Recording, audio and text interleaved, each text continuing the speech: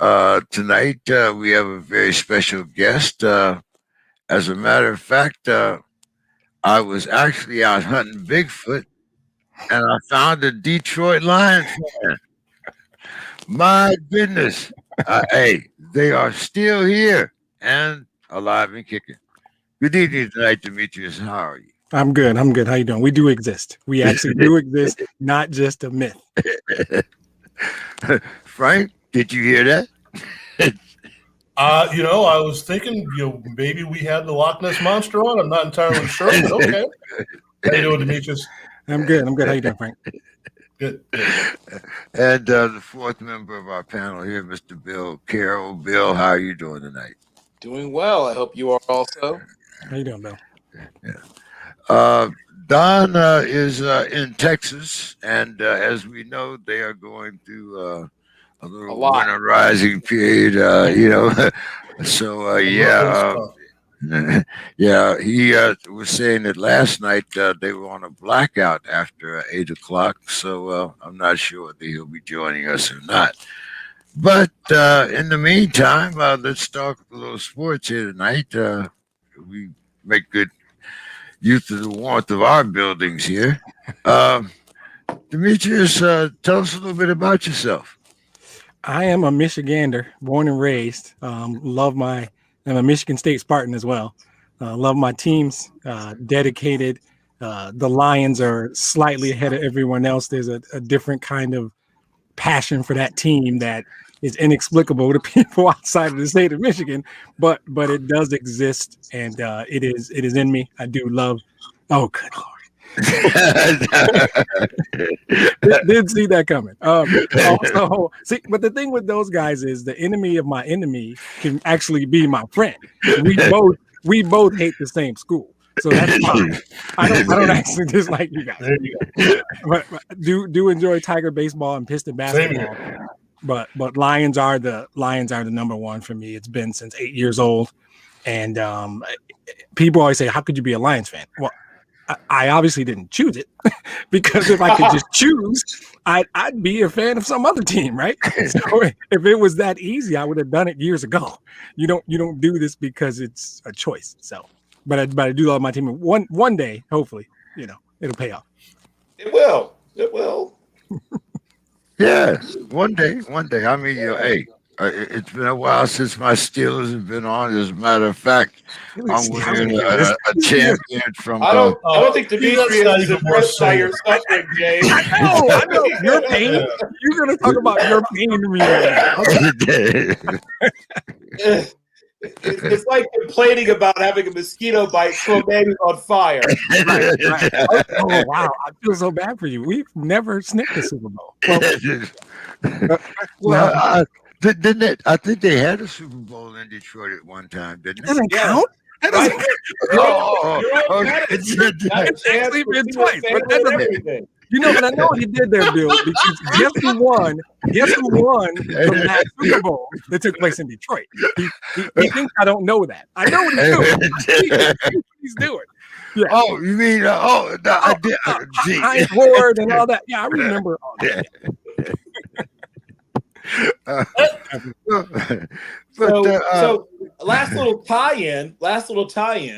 The last time the Lions won a championship, and it was also the last time that a Lombardi-led Packers team got beaten in the playoffs. One of the guys on the field played against my dad in high school. When I say played against, threw him around like an empty waistband.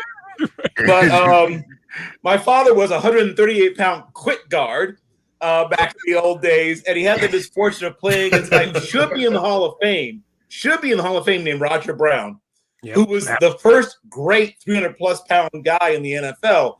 And he was a 10-flat sprinter at Maryland Eastern Shore. It was still called Maryland State in those days. Despite being a 305-pound human being, he could run the 100-yard dash in 10-flat. Absolutely. And he should be in the Hall of Fame. How he isn't in the Hall of Fame, I'll never know. He was part of two great defensive lines. Obviously, the first Pierce Morrison with there in Detroit, and then later, obviously, out in Los Angeles when he replaced Rosie Greer. Yeah, absolutely. Well, great segue. there, Dimitri, because CJ Right. has made the Hall of Fame. That's just wrong. Seeing, hosting the Super Bowl for a team that's the Lions, it's like having your ex-wife get married in your house. Hey, at least she got remarried. Yeah, she got married in your house. Oh, yeah. Okay, great. Yeah, ate all my food and ran up my bills.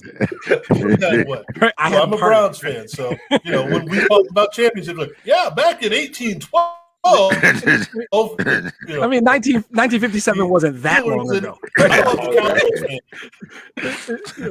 we go. Yeah, I was 10, just to give you.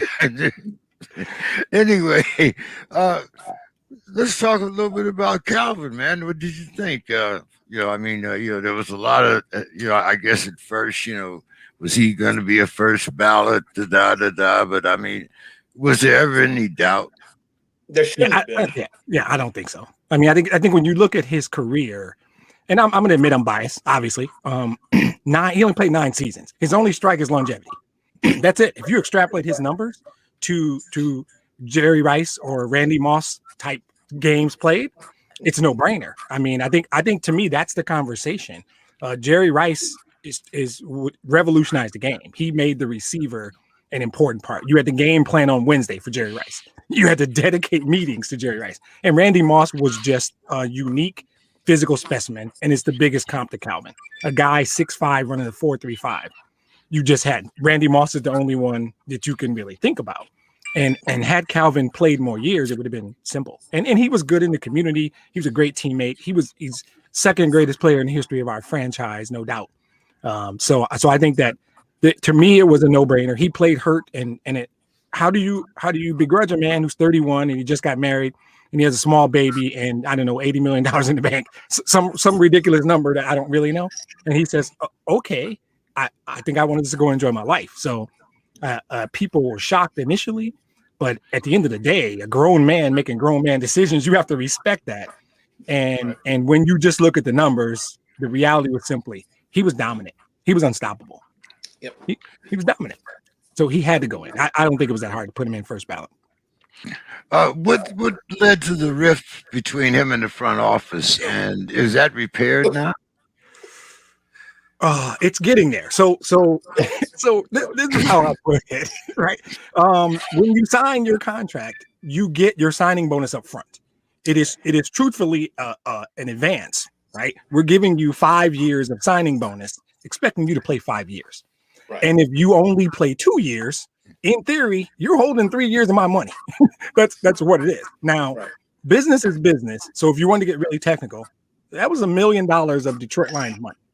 And by all rights, they had a reasonable legal right to ask for it back. They asked for 400 or so thousand from Barry.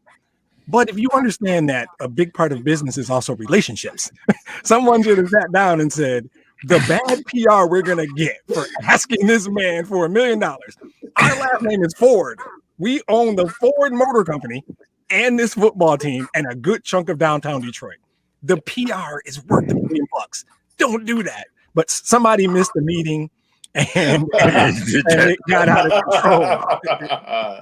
And so recently, the daughter of William Clay Ford and Martha Firestorm Ford is taking over the team. Her name is Sheila Ford Hamp, and she is taking a different approach. I am early, less than a year she's been running the team. She's taking steps to mend that relationship. And I think they're going to get there. It took time for Barry. Barry didn't talk to the team for about 7 years, maybe. So it takes time. When you do something that's at best, it's petty. At worst, it's just stupid. Right? And when you do something like that, and at the time they asked for it, Calvin is limping because both his legs hurt and one of his fingers is so disjointed. I don't know if you guys ever seen that. Oh, it's like a lightning bolt. It's like, and it's like I can't even write you a check for $1 million because my fingers too messed up. Right. So I think it'll get there. He'll get back in the fold. It was a bad business decision by somebody who I hope is no longer with the organization. But it takes time. Time generally heals all that stuff. But it was kind of nonsense, in my opinion. And I think they know that now. I think Sheila knows that. You hired Antoine Randall L. As your receiving coach. you've made some coaching changes. What's your thoughts of the new look Lions? Yeah, so I like the process that they took. They hired an advisory committee. Brad Holmes' strength seems to be the new GM that came over from the Rams, seems to be drafted. And my feeling about it is the GM has 5 jobs, maybe more, but it is managing the cap, it is hiring coaches, it's free agency, it's trades, and it's the draft. And to me, all the other 4 work off the draft. You do the draft well, the other 4 are really easy. So I think they have gotten into this really sort of new hotness thing of ex-players, right? We have Aaron Glenn as our DC, Mark Brunell's our quarterback coach, Deuce Staley's the running back coach, Randall L's the wide receivers coach. So the thing is, I think it could be exactly Spielman's influential in the organization. I think you're thinking about sort of the rub, right? He's coming over from Tampa. You're hoping he's going to bring something, right? He learned something in Tampa that can help us. But we don't have Mike Evans or Chris Godwin, so it might not be that easy. I hope. Clearly, Dan Campbell has an affinity for ex-players, guys he thinks can transition into coaching. I hope he's right. I love the GM hire. Campbell's going to have to win me over. I absolutely love the GM hire. But we'll see how all these ex-players work. And there's a degree of he speaks their language. They respect him because they know he played. He's gone through it. I've never seen it work with this many ex-players on the staff, right? And I don't understand the kneecap thing. I hope you don't ask me.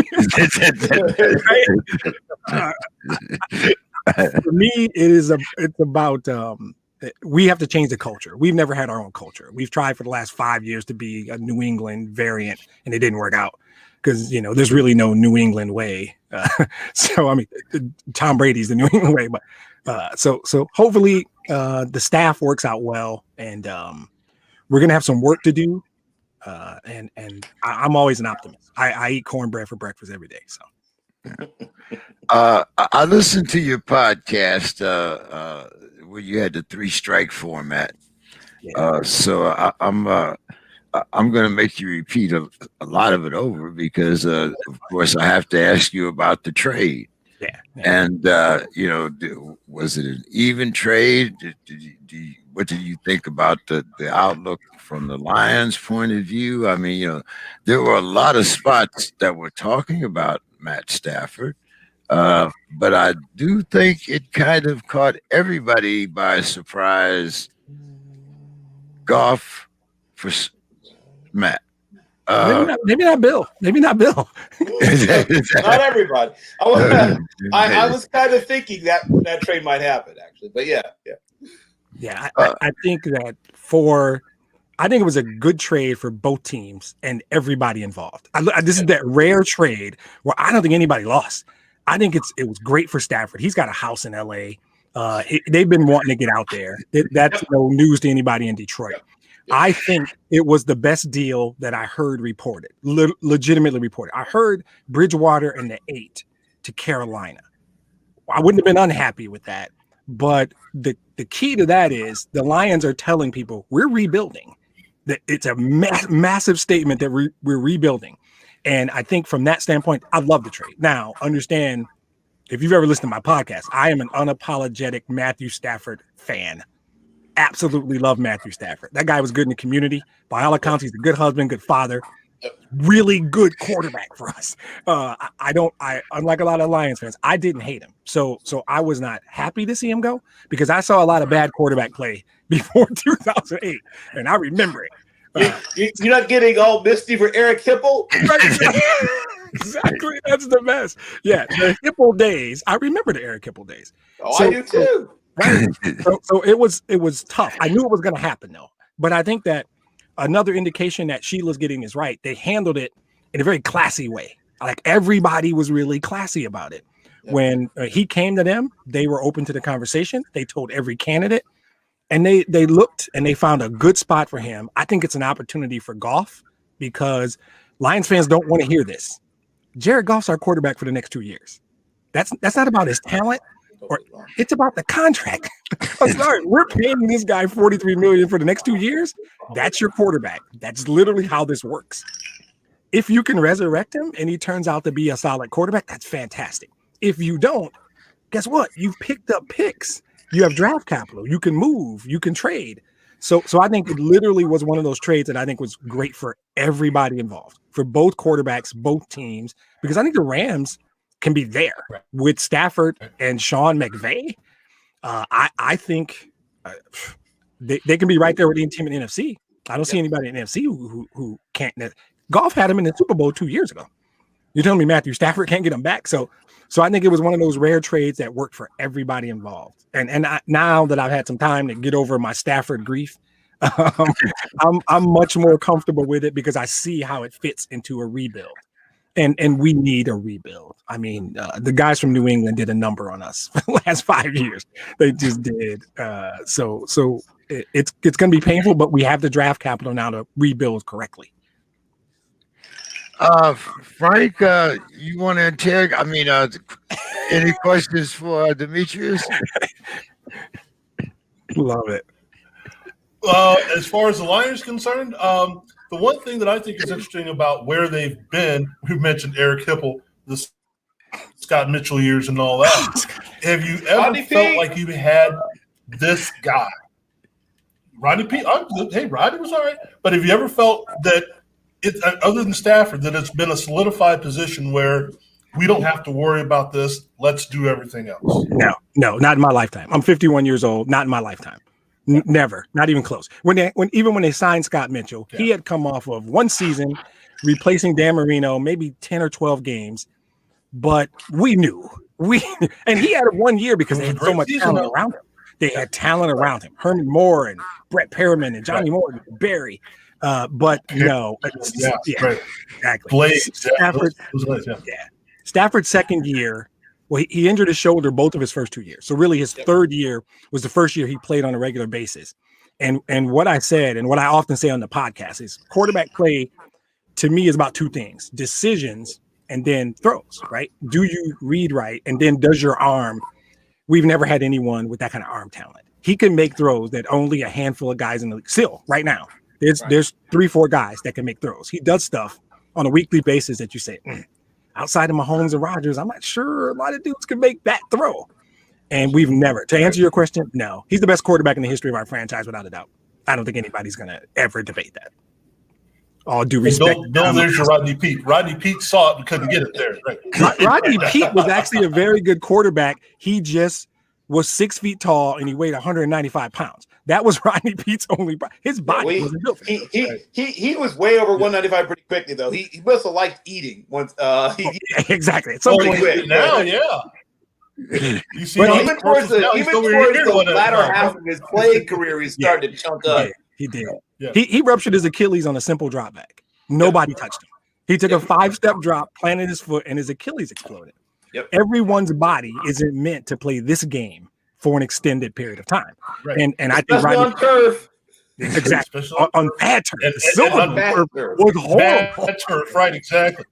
That was the worst. Yeah. So I think I liked Rodney Peete. And then Eric Kramer was a solid quarterback, but he was nowhere near Matthew Stafford. No, never. I mean, Bobby Lane was the last time you had a quarterback who was in the top 5 or 6 era. Exactly. And that was a minute ago. That was a few minutes. That was 1957. I think we talked about that, right? We did. We talked about that. The ball 12 times today. Right? At least, I don't know about a minute, but at least 2 hours. Definitely. Yeah. You have to remember, I was born in 1947. So, I mean, hey, wow. And we've tried everything. Well, here's the neat little connection between Bobby Lane and Matt Stafford is Highland Park High School. Yep. Same high school outside of Dallas, right? Yep. Yeah. And you could see though that he had a special arm. He's always had a special arm. Yep. And I personally think he has been underappreciated because of the jersey he wears.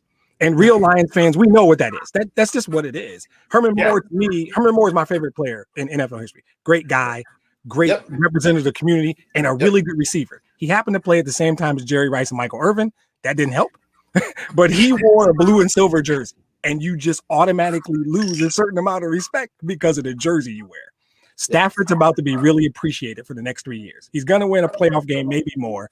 They're going to be really competitive, and then people are going to realize what he is. And I'm kind of happy for him for that reason because he deserves it. Well, guys, and I'm going to start with you, Demetrius, since you mentioned the New England way and the influence it's had on the Lions. How much pressure is it on Belichick to win this year? Yeah. See, I might be in the minority here. I'll go ahead and put that. I don't think there's any. His legacy is cemented. Bill Belichick doesn't have anything to prove to anybody. Now, if somebody really had a question whether it was Brady or Belichick, well, we've gotten our answer to that. Let's just put that over to the answer. He went down there, go to Tampa, add water, Super Bowl trophy. Okay, that doesn't necessarily make Belichick a bad coach because you just can't. Right? He's got a case full of trophies to prove it. So if the worst thing you're going to say about Bill Belichick is he only won those because he had Tom Brady, okay, still got my trophies and my rings. But the idea that there's a Patriot way doesn't exist. We tried that. And it should be pointed out that the situation that created Brady, think about this. A man who loves special teams as much as Belichick did, carried a fourth-string quarterback. I didn't say third. I said fourth-string quarterback that he knew would never be active at all for a whole year. How many teams put a fourth-string quarterback inactive for a whole year, especially a guy who cut his teeth on special teams? He had to cut some backup safety he loved. No, he loved to keep this Brady kid around who wasn't going to do anything for a whole year. You have to give Belichick credit for saying to himself, as much as it killed him inside, to cut some, whoever it was that he had to cut to carry this dude who knew he was going to play. Yep. And slowly develop. I mean, look, we all watched Tom Brady. He was a good college quarterback. But the Patriot way, whether it exists or not, whether he created it or it created him, the answer is yes to both. But he doesn't happen if he goes to Atlanta. He doesn't happen if he goes to the Jacksonville Jaguars. It took all the things that were around him, all the things that were there, and all the things they were willing to do for them, because it was a culture of throw yourself in front of a bus to win. That's not every place, kids. I know we like to believe every team is that way, but it's just not true. There's teams where once the game's over, once practice is over, guys want to go and have a few, throw money on strippers, whatever it is. That was a culture where everyone says we're going to share this terrible suffering and be coached harder than everybody else in the whole league so that we can win rings. And we don't care if it sucks and we hate it. Yep. And not everybody can get people to buy in like that. Most people can't get people to buy it. I mean, Tom Coughlin managed to get it going for a little while, but only Belichick. Yeah. I mean, you have 2 decades of guys saying, I'm willing to hate playing football just so I can win a ring. Yep. And I think that Belichick deserves a lot of credit for that. It helps that you got the greatest quarterback ever in the 6th round and that his wife's a supermodel, so you don't have to pay him that much. That helps, certainly. But I think you're right. The defensive schemes, the personnel decisions, we can name a list of guys they brought from some other team and squeezed 2 years of really good football out of them. It's a Corey Dillon guy. It's the linebacker from San Diego. Unfortunately, we lost. Rodney Harrison was supposed to be Rodney Harrison, Junior Seau. He did it. They got a linebacker that the Lions spent the 2nd round pick on named Kyle Van Noy. Yes. He promptly went over there and started and became a contributor, and we couldn't find a place to play Kyle Van Noy. Nope. That's the thing you're talking about, Bill, and it's dead on. I think the truth is it took both of them to happen. It took the culture for Brady to thrive, and some of it was at some point Brady's leadership was like, I am Tom effing Brady, and I'm willing to go through this.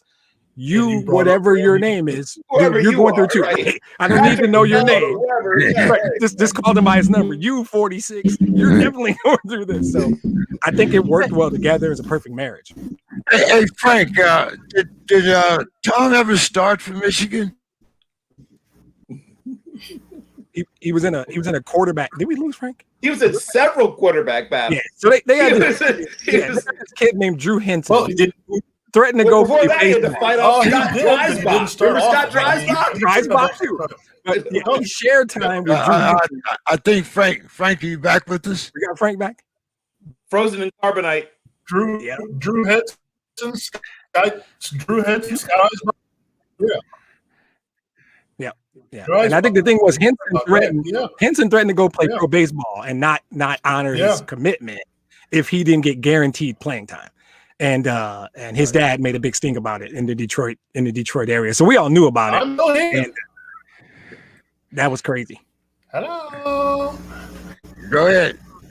Oh, there's Frank. I can say everybody in here, everybody. Go ahead, Frank. Uh-oh. There he is, and there he's I never left. I'm still here. I can hear you guys just fine. Okay. There we go. He's back. Unbelievable. There we go. So you're talking about bringing in guys. Don't forget you brought in, you said the Corey Dillons, the Randy Mosses, guys that were done. Junior Seau, guys that were done. Yep.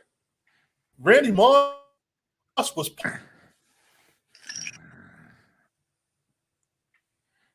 poison in the NFL when they brought him to New England.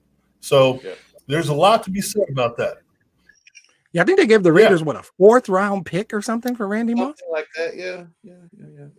And he proceeded to have a record year.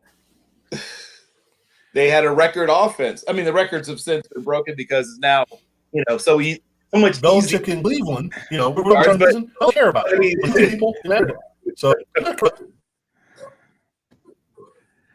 Frank, I'm gonna try to get you in first here. Maybe let's see if that'll work. Big trade today. Carson Wentz goes to the Colts, and all of a sudden people say, the Colts have made, they found that guy. But the Eagles are still paying what? $33.8 million of his salary cap. I believe the largest salary cap hit on a team in history. So, well, I guess Frank is gone for a minute. We'll get him back. So, Bill, I guess we'll start with you. Frank, I see Frank is back. Let's see. Anyway, Bill, I'm going to start with you. What do you think about,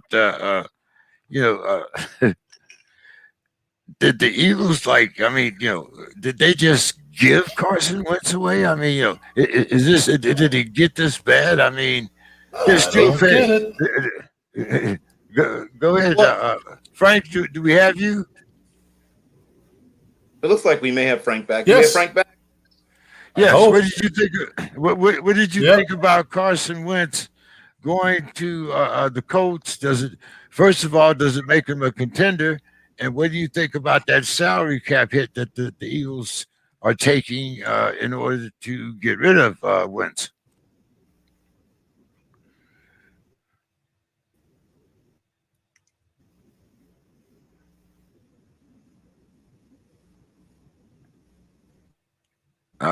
Well, on the Colts side, it's a perfect deal. You were able to get to the playoffs and look good with Phillip Rivers, who necessarily wasn't at the top of his game. So if Carson Wentz can duplicate what Phillip Rivers did, you're in good shape. So that's job one right there.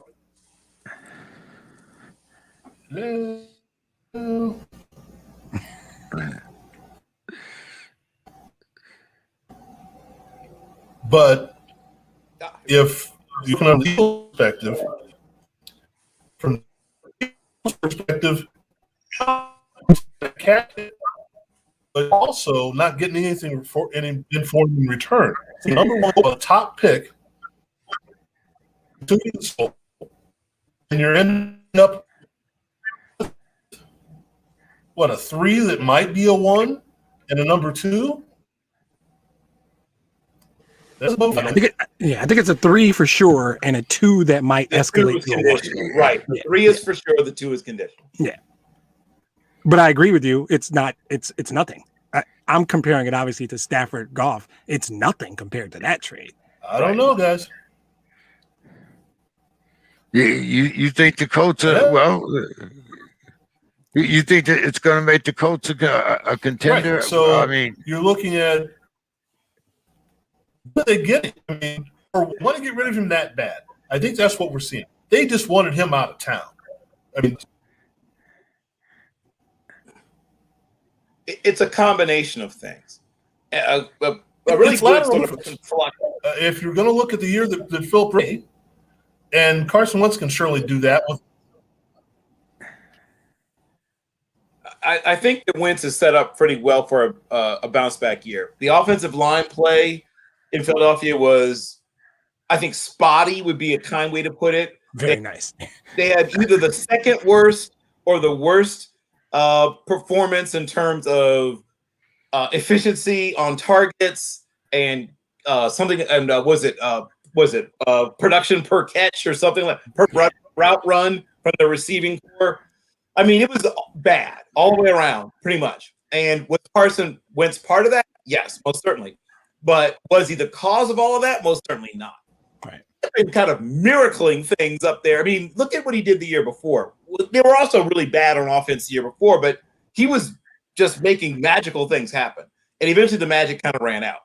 He's now going to go behind from one of the worst, if not the worst offensive lines, a bottom 4 offensive line to a top 4 offensive line. Exactly. Go from a bottom 2 wide receiver group to, I'd say, at least a top 10 wide receiver group. Michael Pittman Jr. is about to be a beast. Listen to me now and hear me later. When your fantasy drafts roll around, if he's sitting there in the 3rd round, go get it. He's about to be the wide receiver 1 for the Colts, and he's about to put up numbers. Yep. So he's going to go to a situation that's better on offense in literally every way a team can be better on offense. Better line, better running game, better passing, better everything. Better coaching. Like literally everything will be better. Everything will be better. I can't imagine he's going to have the same kind of year that he had. I think last year was sort of a fluke. And let's be very clear and honest. I watched the whole Josh Freeman thing play out. Right? And he's basically white Josh Freeman in a lot of ways. Yeah. Similar size, similar arm, and similar personality. And not everyone can be coached the same way. I'm just being very honest. Yep. We always talk about hard coaching. Well, that doesn't work on everybody, right? Bill Walton was a player that responded to a certain kind of coaching. He didn't mind being coached, a certain way as long as you knew that you cared about him, right? Certain guys have to be coached differently from the guys. Dwayne Thomas ended up basically, committing almost Harry Carey professionally because he couldn't stand the way the Dallas Cowboys coached. And then they put the bad mouth on him and his career was over. That's it. So I also didn't like the fact that there was a different pay scale for white and black players, but that's a whole other deal. That's another show. We have to save that for Black History Month. Woo! But exactly. But the situation with Carson Wentz, he's going to go to somewhere where he's going to be coached in a more nurturing fashion, I believe. Yeah. He's going to go to a place where there's more talent surrounding him, where he will stop being knocked around like a piñata at a biker gang rally. I mean, he's going to be in a very different situation. Even if he plays at slightly above replacement level, that's going to be a playoff team. He doesn't have to carry this team. He had to carry that offense. And when he stopped being able to carry that offense in Philadelphia, you saw what happened. Yeah. And I think one of the most important things you hit on, and it's so critical. He's going to be playing in Indianapolis, Indiana, not Philadelphia, Pennsylvania. Those are two. Right. Even though they're not the most geographically different, they're probably the two most culturally different places in the NFL. That is, along with the coach and Frank Reich, who by all accounts wants him. So he feels wanted and loves him. And loves him. He's gonna eat this kid up in Indianapolis. He is like central casting in Indianapolis, Indiana. He looks like Indiana. Right, exactly. So I think everything you said is dead on, and he goes to Indianapolis. The articles in the Indianapolis Star versus the Philadelphia Inquirer are not the same. Different it's a slightly different press corps. Exactly. And I think that's going to help him. It'll literally build his confidence, which you could see on the field when Doug Peterson lost confidence. You could see it in his play. Not to mention, like you said, he had one of the worst lines, and he's got running backs, and he's got a great line. It's a perfect situation. Carson Wentz is the biggest winner. I think the Eagles got fleeced, most likely. Carson Wentz is clearly the biggest winner in this whole thing to me. Yeah. You agree with that, Frank? Can we get you back now? Yes, they did. Yes. Well, and take it a Good step stuff. further. Well, take it a step further. You've got a team that wants him. They wanted him to go. They didn't have to give up the cap hit, big draft picks. They said, "Come here, we want you," and we were smart enough to get you. And Carson Wentz is going to have a little chip on his shoulder. If I'm done, here's what we already had here. Let's make it better. Yeah, totally agree. Let's see. Let's talk about the best spot for J.J. Watts. I really would like to see him with my Steelers, but of course, I knew that was coming. Hey, well, hey, we got you, brother, but we don't have the money. I mean, I was going to say we're gonna pay him in what exactly? Like services rendered? Are we going to come by his house and do things for him? I might have some peas left over for Vietnam. We could probably give him a couple thousand of those, but so but anyway, so Bill, what do you think? Where's the best place for JJ? Well, it's funny you should mention. Now, obviously, the Colts don't have quite as much cap room as they did a little while ago. They went from being number 1 way out in front to down to number 5. But think about if they could drop him into that defensive line. Now they go from having this already very difficult to deal with disruptive defensive line. And you say to J.J. Watt, you don't have to play 80% of the snaps, even 70% of the snaps. You're going to play 55% of the snaps, full out. And we're going to move you around to find the weak spot. Yep. Your numbers are going to go. You're not going to be as good a player as you were, but you're going to be almost as productive as you were because you'll be able to play fresh. And you'll be attacking the weakest guy on their offensive line every time. Absolutely. That would be a great spot for him. I don't know if it'll happen, but it'd be a great spot for him. Everyone's talking obviously about bringing him home to Green Bay, and he could fit in there. And once again, a somewhat simple situation. They have a good rotation of young talent on their D line, and he would come in and be sort of the advisor, gray beard kind of player. And once again, would probably play right around half the snaps, maybe slightly over half the snaps, sort of like, what you get out of, like what Michael Bennett did his last couple of years in the NFL or something like that. You kind of hunt for matchups and play him, different spots and keep him fresh. And I'll throw out another team that has the cap room. They have a really good defensive line. They wouldn't be depending upon him. And he would just be a spot player, but a productive spot player is Cleveland. Yep. They have the cap room.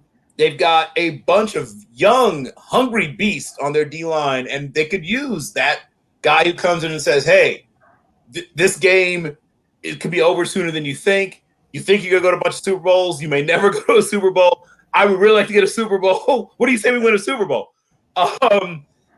Those are the teams where the situation makes sense in terms of how he could be used, and they have the money to make it go. Yeah. I think you covered the obvious one would be, does Kansas City have the cap room? You want to win a Super Bowl? They have to make some funny things happen. Right. They could do it. I like your Cleveland choice, but I would try and stay out of the AFC. The obvious choice is Green Bay, right? That's where he's from. They have the cap room. They have the need. That's good. What about Buffalo? That's another team that I really like, where I think they could drop him in and everything you said, because wherever they go, the smart thing to do is you don't need to play every snap. You're going to, like you said, you're going to actually be more productive, but play less. Way less. Yes. Right. That's the appealing thing. And you're going to help us win games. Cleveland would be a good fit. I think Buffalo would make them really good. The AFC is so stacked, though. If it's about winning championships, go to Green Bay, go to the Rams. I don't think the Rams have any money. Once again, the Rams would have to. I don't know how the Rams would make it happen, but like the Rams would a contract. We're giving you $1,100 now, but we're going to give you $1 million every year for 35 years. Yep. Frank, what do you think? They talk about the fit there in Cleveland. I don't But know the if question is, Buffalo. I don't know if Buffalo has the salary cap or not. Yeah.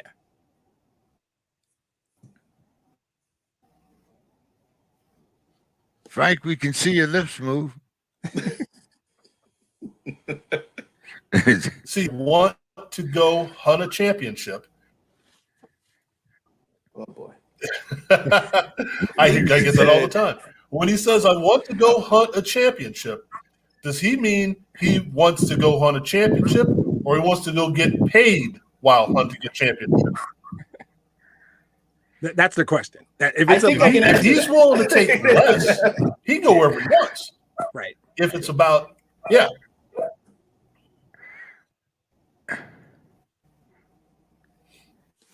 Yeah, that is a very good point. But if he's about, I want a ring above everything else, Kansas City, easy, because they need somebody. Yeah, they do. He'd have to be willing to pay. I mean, almost pay them. He'd be willing to take one of those deals where, like, we're going to give you vet minimum, and you can make $2.7 million if everything goes right. Yeah, a bunch of incentives. Yeah, incentives. Yeah, basically. Yeah. And you can do that. You can put incentives in for snaps played. You can do it and make if you make the Pro Bowl, if you lead the league in sacks, if you catch 4 touchdown passes, all kinds of things. And I think Frank nailed it. What does he really want? If it's about a ring, there's only 2 or 3 options, in my opinion. But if it's about, I'm not trying to play for free, so I would like to get paid because I don't know how much more time he has though. How much more time do we think we're going to get productive football out of JJ Watt? I mean, the upside is 3 and the 1 to 3, right? We're looking at, I think we all think he has at least 1 productive year left in him. I think if he plays fewer snaps and they reduce the load on his body, you can get 3 years maybe out of him. Now, you don't want to pay him for all of those 3 years because next year is going to be sort of a semi-retirement. To find one of those teams that's willing to, let a guy, like the Cowboys, used to do that. Or some of the teams like, hey, you know what? We don't really care if you can play anymore. Just come on down. I like the 1,100 now and $1 million next year. Washington was really good for that in the 90s, where guys who were just completely shot would spend their last year at Washington, make a nice piece of change. Yep. But I mean, somebody. In answer to the question, I think he wants a little bit of both. He doesn't want every last dollar, but he doesn't feel like he's being, like nickeled and dimed. I think he wants to make, probably around half of what he was making, which, is a significant haircut, but he doesn't want to be broke. Well, he wouldn't be broke. But he doesn't want to be embarrassed, right? He wants a chance to win, though. If you'll do that, right? He wants to win, but he doesn't want to feel like, because guys talk, right? Yeah. And people look at you funny when you sign for nothing. And it's worse. He's got 2 brothers in the league. He can't. Right, he got to go home. That's what I'm saying. He got to go home. Little brother looking at him like, really, bro? Like, I can't make less of my brother who's a fullback, right? I can't make less than him. I can't make less than him. I might not make what TJ's making, but I got more than what Derek's making. Right, Derek. It's Derek. You can't. You making less than Derek. He took it.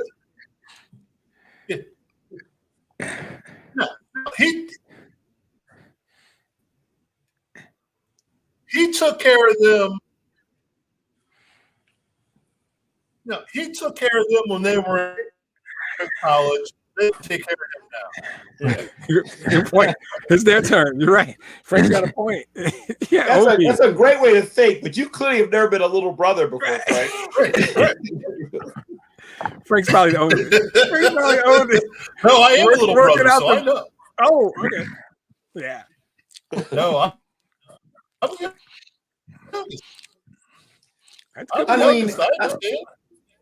I'll throw out one other NFC team, and once again, the money would be a bit of a challenge, but not impossible, is San Francisco. Similar situation. Now, once again, they got to figure out their quarterback situation. Other than that team is ready. More than ready. So ready. I mean, they are literally maybe not even great, but a very good quarterback away from, being a team that I promise you will be one of the last 4 teams standing. If they once again, everyone talked about the whole they can somehow get Deshaun Watson, but that's going to be a shalom. If they get Deshaun Watson, J.J. Watt is going to be carrying his bags, walking right behind there you go, right? He's going to package get out of the passenger side of Deshaun Watson's car carrying the bags. Let's do this. Well, hold it, guys. Since everybody brought Deshaun Watson in here, and we did see one of these trades take place. Now, I'm not saying that it'll happen, but what if Dak for Deshaun? What's your thoughts, Demetrius? You want me to kick it off? So my feeling is this: I wouldn't do it if I was either team. I'm going to be honest with you. I got reasons not to do it for either team. Dak is easily. It's the medicals, right? Once you suffer an injury of that type, and I wish nothing but I pray for the dude. I don't know you're ever the same, right? You're not getting Dak that was there before. If I'm Dallas, I take Deshaun Watson, and then what? What else? So not because you got to pay him. He's already under contract. That is the biggest challenge for a team trying to build. And Dallas is not San Francisco or one of these teams that are right there. Okay, let me shorten all this. Dallas is not a quarterback away, in my opinion. So that's why Dallas can't do it. And if I'm Houston, I don't know how comfortable I feel about Dak's medicals.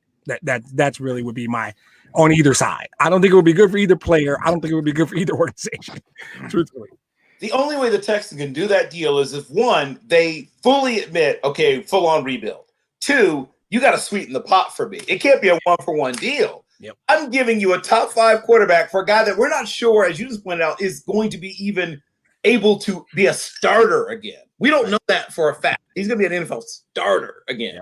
Yep. So it can't be a one-for-one. No. Give me some stuff. Give me some other players and some draft picks. Now, and that's why Dallas can't do it. That's why, because then there's only an average team now. And if you give them Dak and others, now you've decimated the rest of the roster.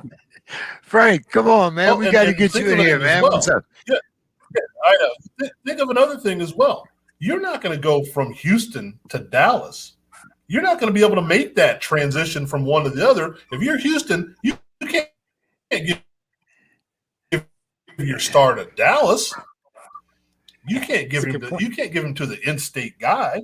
You got to send him to Seattle or someplace. You can't give him over to Dallas, no matter what Dak does if he comes over. Well, you really want to send him to the NFC, so you have to see him once every 3 years. That's the thing. You don't want to see him and you don't want the news media, right? I agree with you. Yep. You're sending him to Edmonton or Saskatchewan or something. You're not sending him to anybody that you're going to play.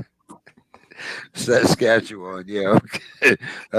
We're going to send him with the other little guy. What was his name? Man, I'll think of it later on. But anyway, Frank, kind of staying on that same subject, I have a big beef with my Steelers. Because if it was up to me, I would cut bait with Big Ben. I would give him that $22 million off the cap space and say, see ya, don't want to be you. But, right now, we really don't have anybody to take his place. I'm hoping that Dwayne really, is able to make his mark, because I have no faith in Mason Rudolph whatsoever. And number 2, I think we also need to bring in some running backs, whether it be by free agency or the draft, whatever. But I do think that if it was up to me as a GM, and we have had Coulter kind of waffle on Big Ben about whether or not he's going to bring him back, and they're talking about restructuring his contract and all that. But what do you think, Frank? Is Big Ben's time in Pittsburgh done? I know I can see the torches burning in front of my house now. But sorry. Here come the pitchforks. Watch out. Here's the problem with where Pittsburgh is. So the fan base, they can't be the bad guys. You asked Hines Ward to leave. You asked Mike Webster to leave. You haven't gotten rid of anybody other than AB. Terry Bradshaw, we'll just keep playing. Just whatever you're done, it's fine. They don't want to get rid of anybody because of the fan base. Those people are below. Palomalu, are you done? Please let us know and quit. They don't want to be the bad guys that throw Ben out the door. They can't do that. I don't know why they can't, but they can't do that. Because you're talking about fires and pitchforks, they'll be coming if you get rid of Ben. They can't do that. And as you said, they also don't have everybody in ready to go as well. But even if they did, you've replaced the icon. You don't do that in Pittsburgh. Did you fire Bill Cowher or did he quit? Or Chuck Noll? Or Larry Brown? Or since whoever you want to talk 68? about. It's like you play your time out and then you're done. Or you walk away. Dermontti Dawson. It's the Hoover administration, yeah. But I think that's the major thing. Yeah. It's not about money, because if it were a business decision, they get rid of it. But it's more than that. Yeah, they don't do that. They don't have a history of doing that. And this is just a rare occasion where it's just going to bite them because their biggest problem, in as much as the culture will drive fans crazy, it's two words. It's Dwayne Haskins. Yeah, Dwayne Haskins cannot be your starting quarterback. I'm sorry. That's just you cannot do. And I don't even think that's what this is about. I think Colbert is like, here's the simple message. Ben, we're gonna need to restructure that. We need to restructure that. That's all this is. Ben, we gotta have a conversation. We can't pay you 41 or whatever the heck it is. We're gonna need to restructure that 41 and a half and make it more reasonable. That's all this is. They're fine with Ben coming back. Not at 41 and a half. That's all this is. Bill, we can't even win the division next year with Big Ben. Going to do, and they can't win without him either. So what they're about to do, as Demetrius completely pointed out, they're about to restructure that deal. They're going to put a phantom year on the end where there's no guaranteed money, so when they do cut him, it doesn't hurt him at all. Exactly. They're going to front load whatever it is that they end up doing, and there'll be some voidable this and some incentive that you'll never hit. So it'll look like they signed him for more than they did because it'll mostly be play imaginary money with very little guaranteed money. And Ben just wants to be able to ride off in the sunset. Now, it should be pointed out that this team wins games that has no business winning every year. I have these friends of mine who always say this is the year that the team finally goes 5-11, 4-12. They've been saying this for years. Right? It's like this team doesn't know how to go less than 8-8. Muscle memory, whatever it is, they find a way to win games they have no business winning. And it sometimes it almost hurts you because you don't get a chance to pick early in the draft. But here we are again. And they'll find a way to fight their way to 9-7 or 10-6 next year to whatever. The bigger question is, what do they do between now and this time next year? Right. To me, because this team isn't a Super Bowl team, and they haven't rebuilt here since the 1980s. I mean, it's been a minute since they've had a full-on rebuild. You got to go back to the Mark Malone days, to find a full-on, oh my God, we're terrible rebuild. It's been literally 30 plus years since this team's been flat out stinky bad, clear the decks, fire, get rid of turn over half the roster. This has not been a bad, truly bad team the way the Cardinals were bad when they were bad, or the way that Jacksonville's almost always bad except for the couple years they were really good. Don't say it. It's been bad. Most teams get to be bad. Don't you think? Get to be bad in a very long time. And it sounds like a good thing until it's not a good thing, right? Because now you've got to somehow break it to your fan base. Hey, kid, we need to be bad for a couple of years. And they'll be like, what? What do you mean? If you're below 35 years old, you have no idea what you're talking about. What do you mean be bad? I've never seen us be bad. What's that like? I'm scared. Hold me. Then you have to throw into that the players aren't used to it. The coaching staff isn't used to it. Nobody knows what's really be bad.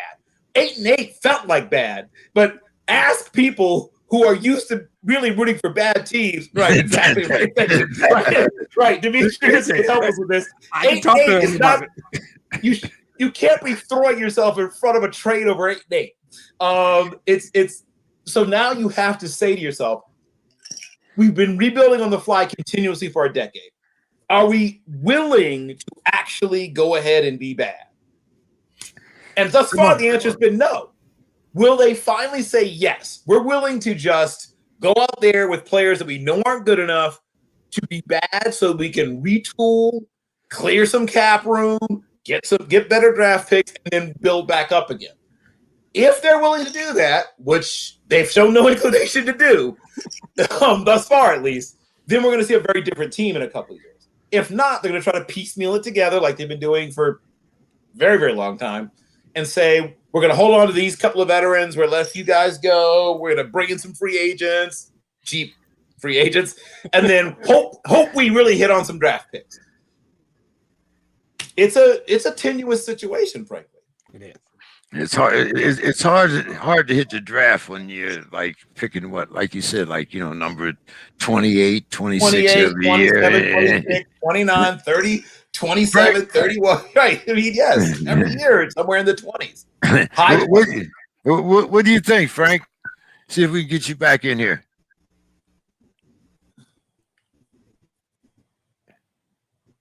Well, it's a good thing you're a hand. What they know he can take. Oh, there he is. The money away.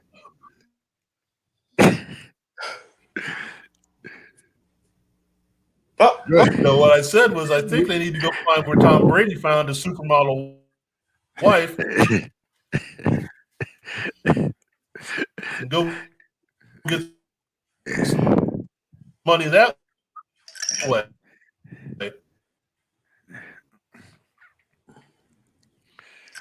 No, picking him up in and out. I assume you guys are too, right? Yeah. It's almost become a game now. I'm trying to read his list. There's a delay, right? So I wanted to start talking, but I know as soon as I start talking, then it's going to catch up. I got a thought for you, though, James. Kyle Trask, second round. They might move up and try and get address that this year. Have this guy sit behind Roethlisberger. I mean, if you like him, I don't. But we but they know more than I do. If there's scouts like that guy, that might be your next. So that way we could have two Mason Rudolphs. Woo! Exactly, Mason Rudolph 2.0. That's exactly what he is. Yep. Oh man, the thought of coming in third in the North, behind Cleveland and Baltimore is, it's enough to make you. I'm right here. We went 0-16. What are you doing? What is this? But here for mockery and ridicule. But you're a Detroit Lion fan, so you have experience, and that's true. That's true. I am familiar with it. You go parade when we go 8-8,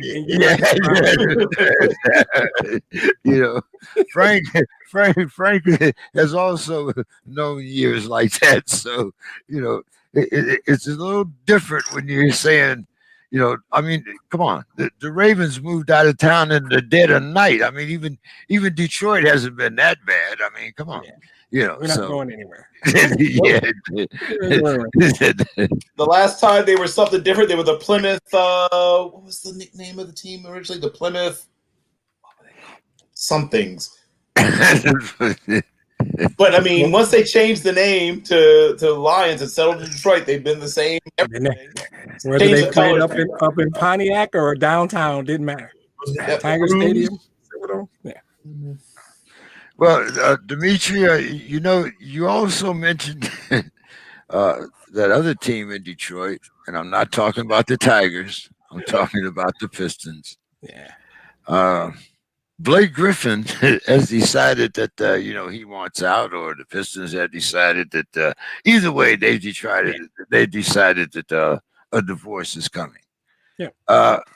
I think Detroit, when I look at the Pistons, I see them as having a lot of young talent, but there are a lot of talented losers. They don't have that. They don't have that glue to put them together. It's kind of like when Frank was saying, have you ever had that guy?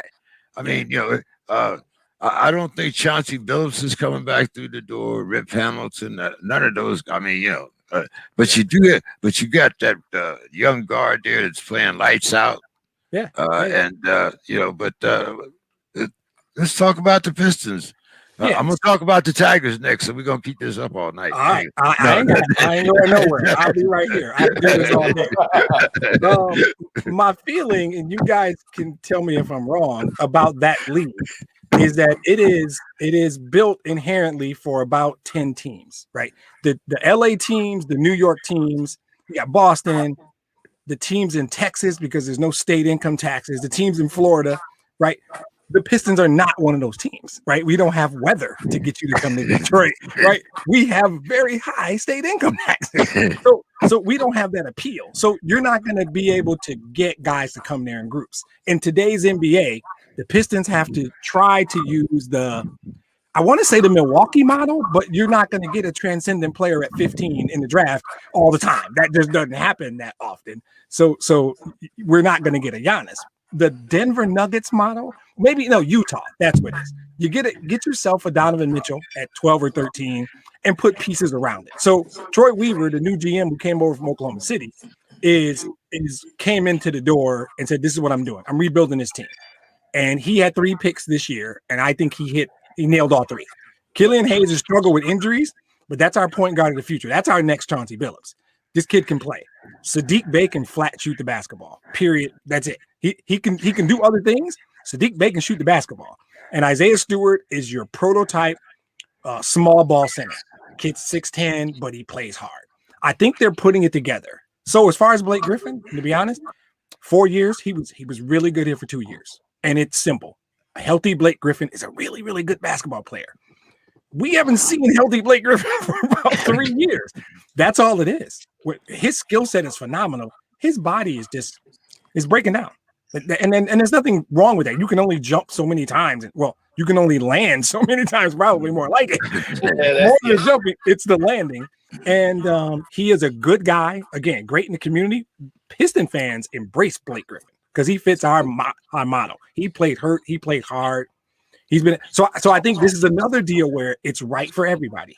He can find a team somewhere. We're gonna have to buy him out. I think one of the questions you were asked were, is there any interest? No, there's no interest in that contract. No, I'm not. I know. No, we can't. So we're not gonna be able to trade him. We're gonna buy him out, and it's the right move. We're gonna need 2 years to rebuild, and in 2 years, when Killian Hayes and Sekou Doumbouya and Sadiq Bey and these guys are really starting to come along, we're gonna have cap space to sit down 1 or 2 decent guys and say, we got something here. And we're gonna have a top 5 pick this year too, by the way. So if Troy Weaver does what he's been doing, which is draft really well, you built this foundation in 2 years. When Blake's money comes off the books, we're gonna be sitting down with somebody saying, you can come here and we will pay you. And it's still Detroit. So it's not gonna be a dude in his prime because that dude's gonna have his choice of 2 LA teams, Golden State and San Antonio. He's not coming to Detroit. We have to nail the draft, and then we have to get to that place where here's a window, guy, 4 years. We got some good young players. We got a 3-4 year window, or do what Joe did in 03-04. We stole Rasheed Wallace. We sent a bag of sub sandwiches to Atlanta and got Rasheed Wallace. Huge. Drafted Tayshaun around 19. Ben was a throw-in a Grant Hill sign-in trade. Ben Wallace was a throw-in. Chauncey had bounced around the league. We signed him to a nice team-friendly deal. Rip Hamilton, we got for Jerry Stackhouse in a trade. You got it. Detroit is not going to be able to build teams like the Lakers or the Clippers or any. We don't have the glamour. We don't have the weather, and our state income taxes are too high. So we have to be creative. And I think Troy Weaver's the guy for it. We're 2 years away, 3 years away, and even then, we're going to have to get lucky, and we're going to be really smart because that's the way it is, and that's how it's always going to be for Detroit. We get it. We know the league we play in. We know where our city is. We get all that. It can be done. Joe did it. You know, with the going to work 04 team, that team should have won 2. We gave one to the Spurs, but yeah. Frank, what's your thoughts on the Pistons, and do you see them being able to get rid of Blake Griffin?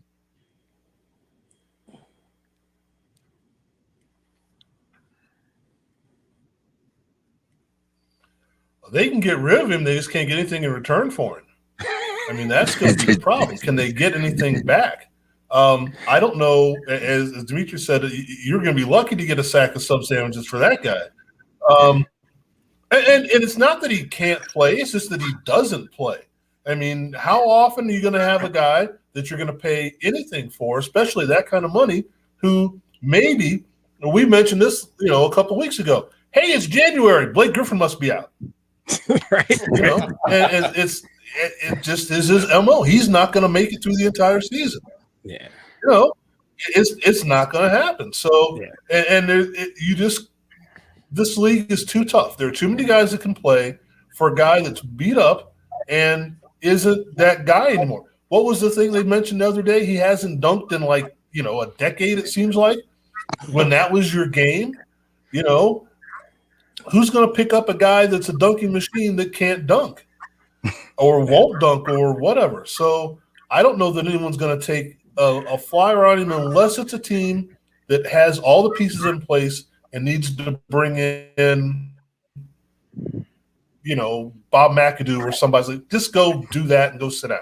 But I don't know what his go-to part of his game is that anyone can rely on that. What would you bring him in to do? Rebound? I don't know.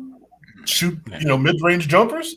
Be a small forward ball hit? What would you bring Blake Griffin in? Yeah, I mean, what would you bring him in to do? I don't know. So, but I think when they buy him out, you're going to get him. I think you're going to get him in the league minimum. Cut him and go. I don't know what you can do. They'll buy him out for $43 million, and somebody will sign him to a league minimum deal. Yep, he can give you a lot less minutes. He's no longer a Blake Griffin. Is that worth it? Yeah, not to us.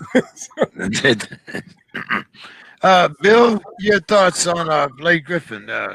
So I was thinking about the three, 4 year. Go ahead, Frank. You got to go while we can hear you, Frank. Come on. Well, I think you would be better off, and I'm not really being funny about this. You would be in better shape going and finding his brother in Europe and bringing him over to play. You at least know what you're going to get from him. Taylor or Tyler or whatever his name is. I think you'd be better off. At least you know what you're going to get. I know his name is, but you'd be better off bringing him in because at least you know what you're going to get. I don't know if you know what you're going to get from Blake Griffin. I really don't, and I don't think he knows. Bill, do you know? Well, I mean, I know what you're going to get out of him, as was pointed out earlier, is eventually some cap relief. Not cap relief, whatever relief you want to call it, when you do move on from him, which is a buyout. So I'm looking at the guys who I think are not a part of the long-term plan there. I think Mason Plumlee is not a part of the long-term plan. We already talked about Blake Griffin. I think at some point they're going to move on maybe from Dennis Smith Jr. I'm undecided on Josh Jackson and Wayne Ellington. But essentially, once you get beyond those guys, they have a bunch of very young players, some of whom are very talented. And two of them, were mentioned right off the bat, were Killian Hayes and also Sakio Doumbouya, who is – there's a lot there. Like he's not quite ready, and Sadiq Bey as well. Yeah. But he's not quite ready to be what he's going to be. But he's close. He's a couple of years away from being that. Yeah. I think Jeremy Grant might be kept around to be by that point he'll be a veteran presence. Mm-hmm. Magruder maybe. Yeah. I guess we're going to find out what they have in McCulloch. Isaiah Stewart is a glue guy. Yeah. Okafor, they might be moving on from him as well. Exactly. Yeah, probably moving on from him as well. But the rest of those guys are all going to grow up in the next couple of years. And then, as Demetrius pointed out, you just need to kill it in the draft. And then you need to pick up, when they finally have to move on from Draymond Green the Warriors have to move on from him, or a couple of guys like that. Guys who are like mid-level stars who need a new home. You get a couple of those guys, and then at least one of your players that you think is going to be good turns out to be great. That's it. That's it. Right? Yeah. You know, what happened with Kawhi, right? Everyone thought Kawhi was going to be good. I thought Kawhi was going to be good. Everyone thought it was going to be very good. Yep. I don't think there's anybody who correctly predicted what Kawhi Leonard was going to be. No. So you need one of those kind of situations where a guy that everybody thinks is good turns out to be great. Yeah. I think Donovan Mitchell's a good example. They got him at like 14. You knew Donovan Mitchell was going to be good. I don't think even the Jazz would honestly look at you right now and say, I think Giannis is the best example of that. Yeah, maybe. Right. Sekou is never going to be Giannis, but if Sekou's only 20, Sekou might not even be 20 yet. Sadiq Bey can flat shoot the basketball. Your point is good. If Bey or Killian Hayes or Sekou turns out to be great, everything else you said now, I think Josh Jackson will be nice for 2 years, but there's no long-term future there. Jeremy Grant's a really good basketball player. We're surprised at what we got in Jeremy Grant. The rest of those guys, Ellington, move on. Some of those other guys, but I think that's when you need to keep someone around to show them the ropes because you're really young at that point. Yeah. Jeremy Grant is going to at some point be one of those veterans. Right. Grant's 26 now. At that time, he'll be that. Right. But I think Bill nailed it. You go sign 31-year-old Draymond. That's when you go the third contract for a Draymond type guy. That's the key. But we're not there yet. And maybe Ellington sticks around because he could be that guy as well. And he can shoot. He can't defend. Right. He can't fight well. But he can shoot. And there's something about that league. Right. That league, if you can shoot the basketball, right. Yeah. You only need one real skill. And if that skill is shooting from range, you can stay in this league for a long time. And when you can shoot the basketball. Defense, it's no big deal. That's true. Oh, yeah. Both the Curry brothers are going to be collecting NBA game checks until they are damn near 40. Exactly. Their dad could still play some roster, make some rosters right now.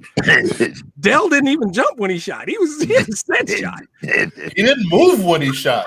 Parker's over in the corner. Go back to play defense. He was standing in that spot for 2 weeks. Yeah. But I'm glad you guys were talking about all the offense and stuff like that because as a matter of fact, I think the game might be on right now. The Lakers and the Nets. Close. Everybody's talking about that big matchup tonight. Of course, there's no KD tonight, but when you look at the Nets, you got Kyrie, you got James Harden, and you, of course, you got KD, Kyrie, and Harden. Joe Harris. Joe Harris, luckily, Kyrie doesn't know when he's going to show up, so Joe Harris is getting some playing time. But that's another that's another conversation for another day. We do a podcast on Kyrie. Do a whole pod on Kyrie. Flat Earth. Yeah. So, but Frank, while we got you here, everybody's talking about the Nets, but like LeBron said, man, have we forgotten about the Dubs so quickly? Well, I think the thing is we're enamored with what could be on something that looks like a grand scale. And we've also, as we all stated, and we've been saying for weeks, James Harden is not a point guard. Oh, whoops, maybe we were wrong about that. Okay. The idea, we knew he could pass the ball, just would he pass the ball? And we didn't think he would. All right, but we're looking at a couple different things here. The Dubs are flawed, and they will continue to be flawed because they're missing several things. And you're still relying on people that you aren't sure are going to be playoff tested, ready to go down the road. They look good against certain teams, and they do what they're supposed to do when they're supposed to do it. But as you get down to the nitty-gritty, who are you going to rely on? Who's going to get you there? Is it more than one guy, or is it just that one guy? Who's having a hell of a season, by the way. But that one guy, maybe, he can only go for 60 so often, and the rest of the team has got to step up its game, and I don't think the rest of the team's quite there yet. So that's going to be tough. The Nets, on the other hand, I still don't think they can win, but I think they can look real good doing it, coming in second or fourth or whatever it's going to be. Because I just see there's some form of implosion, like we mentioned. Is Kyrie there? Is he not there? Is KD healthy, or is he learned to play being a little hobbled or not quite as explosive as he was. You know, are you going to put the onus on Harden to own the team? And is everyone else okay with that? There's so many things that you're not sure about, as we've mentioned before, that there's just one thing that can be tweaked, go wrong here and there. Of course, most teams are like that as well. Right. But I think that there's one thing that can happen. And as you said, is Flat Earth decide not to show up for a couple of weeks, or not just physically, but mentally, right. You know, and how does that affect it? Yeah, exactly. How does that affect things? So, you know, I think we're asking the question should be, can the Lakers win without AD? I think that's the major thing. If you think the Lakers can win without AD, then it's a done deal.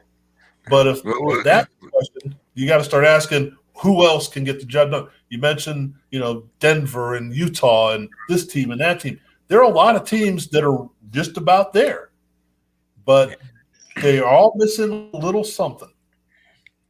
Yeah, we're going to talk about the absence of AD a little while down the line.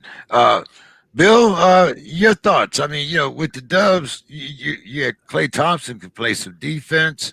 You know, whether intentional or not, everybody gets down on Steph Curry, but Steph led the league in steals a couple of years. You know, so, and you had KD. He could play a little defense. But when you talk about the Nets, like I say, I mean, you know, everybody say you don't know when Flat Earth is going to show up. Is Harden going to pass the ball? Can KD still play some defense? Who shoots the ball when it's 90 to 91 and there's 2 seconds left? Who shoots the ball? That's the second quarter. Right. That's the second quarter. Still, my favorite Kyrie Irving nickname is still World B. Flat. But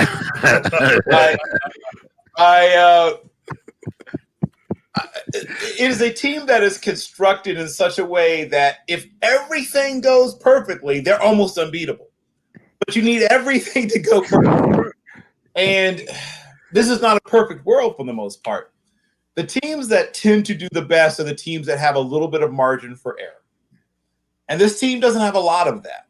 As was pointed out, their dominant ball handler is a guy who's one of the great scorers in the history of the game, right? I mean, he's on that short list with Wilt and Calvin Murphy and Jerry West, and you know, I mean, you could maybe name 5 or 6 guys who are as skilled offensively as him, and that's it. Like that's it. That's the list. You know, maybe Elgin Baylor at his peak, and you know, but not too many others. Like it's a short list, and he's on that short list. But do you want that guy, as someone said, owning the team, running the team, whatevering the team? With the exception of Jerry West, and LeBron now, most of the guys who were that kind of player did not do that. They weren't asked to do that, to be the guy that gets everybody involved. No, I'm here to, you know, buckets. I'm here for buckets. Like, right? So when you're here for buckets and then someone says, oh, can you also get other people buckets? It's like, all right. So you've got that. And then when they say defense, it's like, okay, look, let's get other people buckets. Okay, you know what? That's fine. Do that. So now you got that. You add to that KD at one point was maybe the second best player in the league and gaining, right? Pre-injury. Second best player in the league and gaining on the first. He's dropped back a little bit, obviously, which is to be expected. He may never be quite what he was again, which is still okay. You could be a very good player and not be what KD was. If he ends up being 85% of the KD we saw at KD's peak, he's still a top 9 player in the league. They have a lot of good players on that team, but we talked about glue players. We talked about glue guys. They've got some glue issues on that team. That's my issue. Like, what holds that team together? Where's their Alex Caruso? Where's their Matthew Dellavedova? Where's their Robert Horry? Where's their Michael Beasley? Where's the latter Wallace? Right. Where's their Ben Wallace? Where's their Bam Adebayo, who now is not even a glue guy anymore? He's now kind of a mini superstar. But where is that guy? Where is that guy on that team? This is a team that has the opposite problem of a team like Detroit. These teams should help each other. Right. Exactly. Yep. Detroit solve it, right? Right. Give us like a couple of glue guys, and we'll give you a superstar. That's a great idea. I think you nailed my only problem with them. I believe that the East is not that strong. I think that even if World B. Flat checks out, Harden and a healthy Durant, a kind of healthy 95-ish Durant. Healthy-ish, right. Healthy-ish Durant. They can beat anybody in the East 4 out of 7 times.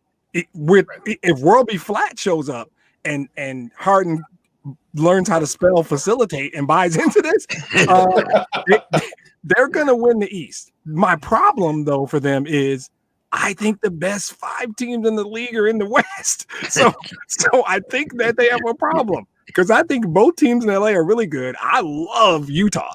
Love Utah. Portland still has Dame Dollar, and if you got Dame, you got a shot. Right. There's and the Spurs are still the Spurs. Quiet as it's kept, Spurs are right there. So I just think, and you were talking about Golden State. Those are not the real dubs. I struggle with that because if you pulled Klay Thompson out of that Jenga puzzle, that thing, it's not sturdy, right? So it's not the true dubs. That's my problem with that part of the conversation. I just believe the best 4 or 5 teams are in the Western Conference. Yep. And to Bill's point, if everything goes perfectly for the Nets, okay, I like their chances. If Anthony Davis is healthy, I don't know how they beat the Lakers 4 out of 7 times. Oh, no. Because LeBron James is not a joke. I mean, he's pretty good. That dude's pretty good. Right. Breaking news: LeBron's pretty good. I think they've got plenty of glue as well. They got a ton of glue, right? Yep. They got a ton of glue. Yeah. What about DeAndre Jordan growing into a glue guy? Maybe no. I mean, it's a possibility. It's a question of does he want to do that? Yeah, we haven't seen evidence of it. It's possible, but we haven't seen evidence of it. That would be the only shot. As much as we all love Joe Harris, that would be a shot. I like him in the East if World B doesn't dismantle the team mentally. If Harden buys into the facilitation thing, they're a tough out.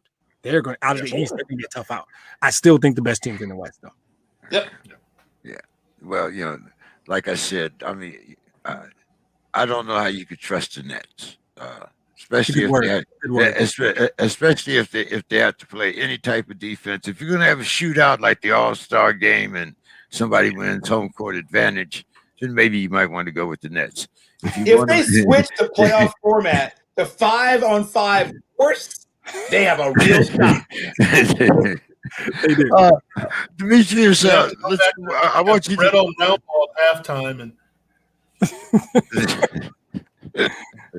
I want to stay with I'm dating all of us. Sorry about that. Yes. We're talking about AD's injury, and I mean, it's not like he was the healthiest specimen before that, but this could be something very serious. I mean, it's even though they're both located on the leg, the rehab for the 2 injuries are quite different. And especially being a big man, I mean, he's not a Zion or anything like that, but he does have a lot of weight that's, like you say, coming back down. Not so much about going up.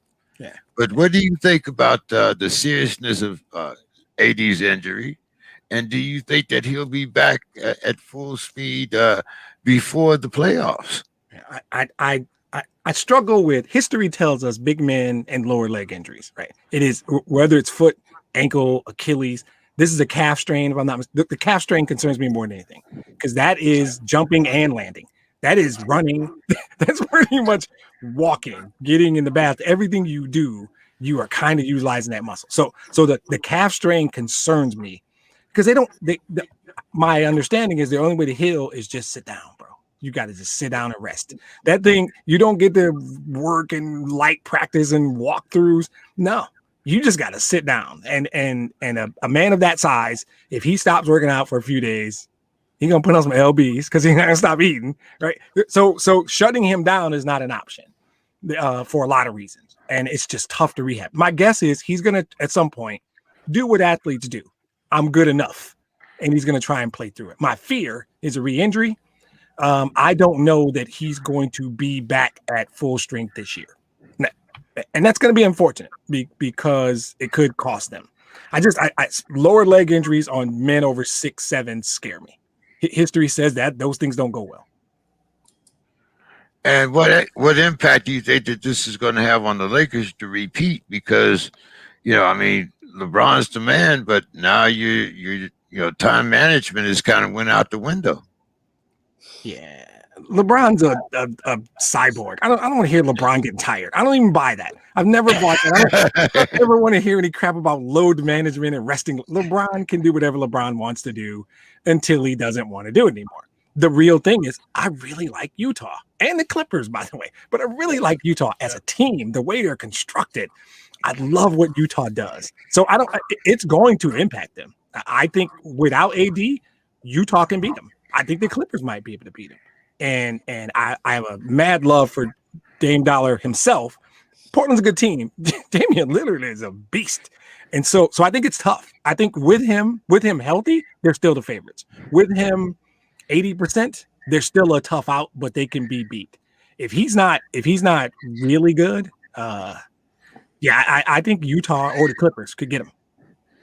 Utah might be home court, by the way. Hey, don't forget CJ's not even with Portland yet. So, if they get CJ back, exactly. Frank, your thoughts? Well, there are two things here.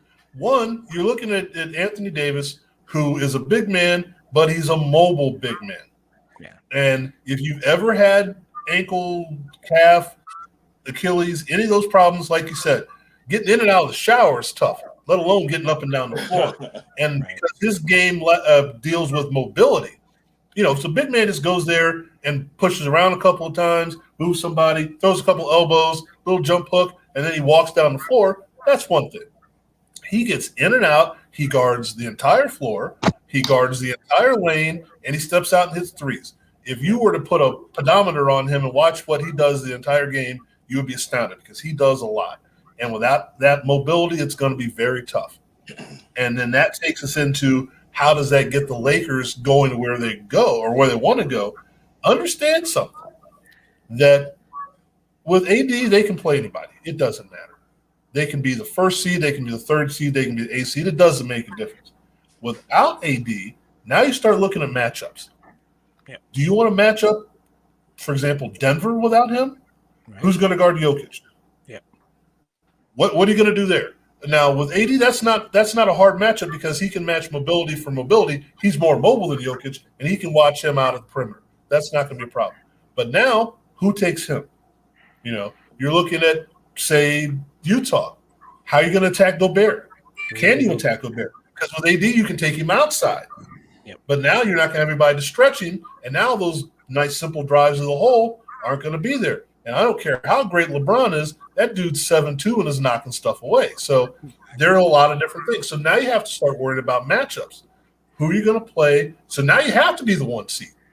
Yeah. And even then, that may not get you to where you want to go because you may match up with someone that you don't physically match up with. So Anthony Davis makes a whole heck of a lot of difference in how do they play the season and how do they end up in a postseason. And can you get to a 1 seed or 2 seed if you don't have him? And like you mentioned, load management, that's out the window. You said that it doesn't make a difference anyway, but it would be nice if you could say, LeBron, you can play, 38 tonight. You got to win every game. You've got to win every game. You can only play 38. Only play 38. But now you've got to win. You've got to be in every game, and now you're going to start relying on, as we were talking about, the glue guys. Now, do we get points from Caruso? Well, do we have to rely on KCP to be more of an offensive threat? There are so many things that it changes the dynamic. Who knows where you go? So it's a very important deal. Bill, give us your thought on the Lakers. I'm going to simplify this. This is a team. Remember when we first talked about this, I guess more than a year ago, I said I worry about depth. Remember I said that? Two things concern me, outside shooting and depth. They fixed the outside shooting. They still never completely fixed the depth thing, and we're about to see if I'm right or wrong about that, in my opinion. Yep. the issue is making sure, as was just pointed out, getting either the 1 or at least the 2 seed, right? We're trying to avoid, well, the Jazz, obviously. And there's some other teams that are just scary in the West. You know, the Suns are no fun. There's a whole bunch of There's a whole bunch of teams in the West that are kind of scare you. So I was joking around about Jahlil Okafor's suit earlier, like, what would you guys take for Jahlil Okafor? But we are now in a situation where you've got to plug some guys in, guys who are used to playing 12 minutes now to play 28 minutes. I mean, how does that affect them? Some guys get better when they play more minutes. Some guys get worse. We're about to find out what happens when that happens. So, Mr. WebMD has been talking to me about his situation. And so, in addition to the calf strain, he has Achilles tendinosis. And so he's got a little bit of inflammation and a little bit of degradation. Bad combination. So what you want is for him to not basically do nothing. As was pointed out, I mean, like, don't change clothes, have people bathe you, have people feed you. I mean, I'm barely kidding when I say that. And the problem is, and though we joke around about God-given talent, but everybody who's playing at the NBA level practices a lot. So if this dude stays completely off the street for 5 weeks, the guy you get back into that 5 weeks is not the guy that left. So you're going to have about a 3-week period where that guy is bad, or at least bad at times. Right. While you're waiting for him to come back to being, now you're a superstar again. So timing is everything. So this is what, the 18th of February. So 5 weeks puts us pretty well into March, deep into March. Mm-hmm. Then he's going to be bad for another 3 weeks. I don't like where that puts us. Or intermittently bad for another 3 weeks. So once again, I'm half joking about Jahlil Okafor, but somebody's got to do something, right? Either some of the guys that you've been looking upon as depth and glue and whatever have to be better than you thought they were, right? Which happens sometimes.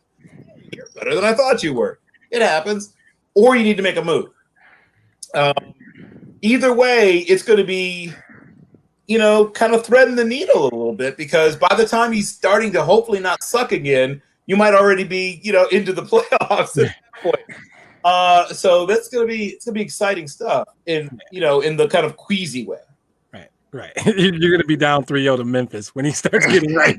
Right. Something like that. That's what you don't want. I know. I couldn't agree more. It's a hard deal to handle. I'm just glad that I was involved with Alliteration Nation here. This is pretty cool.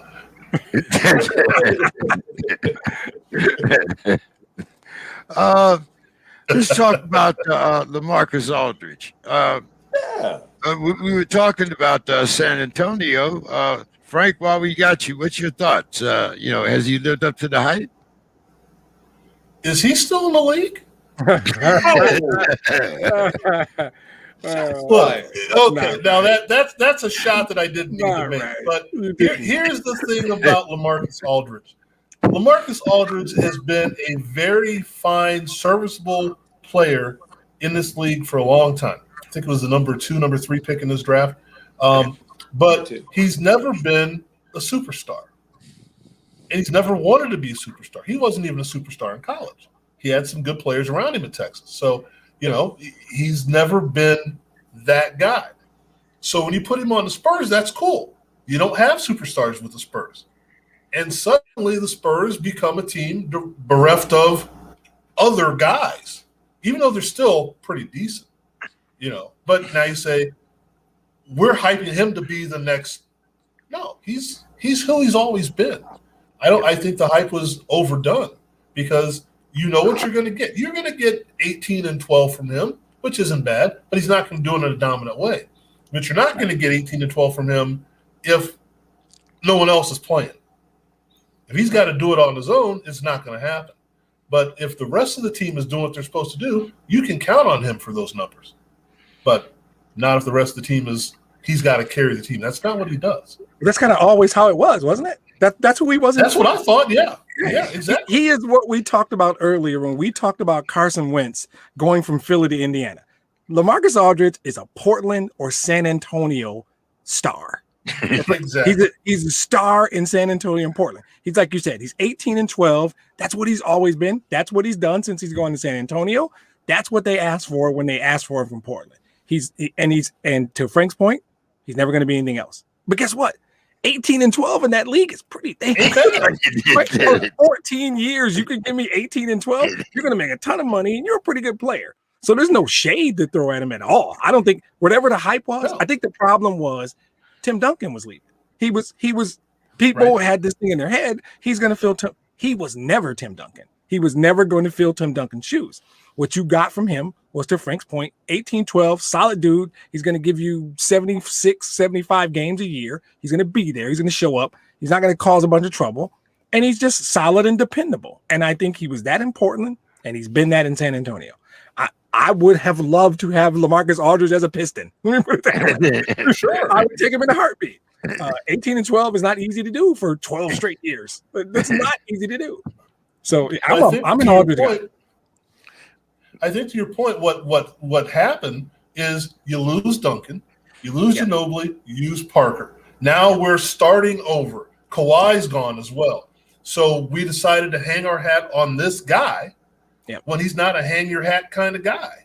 Never was. And like you said, he never was. What he did in Portland is exactly what he did or what he's doing. So I don't think that he hasn't lived up to the hype. The hype was wrong. Hype was dead wrong. Yeah, exactly. The hype was rooted in Tim Duncan sneakers, and that was right. Get another Tim Duncan. That's not who he was.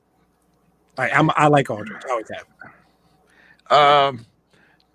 Let's see, Demetrius. I know we've kept you here for a long time, man. Do you want to stick around for the rest of the show, or do you? Here as long as you guys are here, man. Man. This is who. What's better than this? Sitting around talking about sports. What's better? Get a pillow. Let's go. Right. Three smart brothers talking about sports, man. All right. Well, let's keep on going. Let's talk about the new hype. Mr. Zion Williamson. Now, Zion. Oh, Bill can't wait. Bill got to go first. He just talked about Blake. I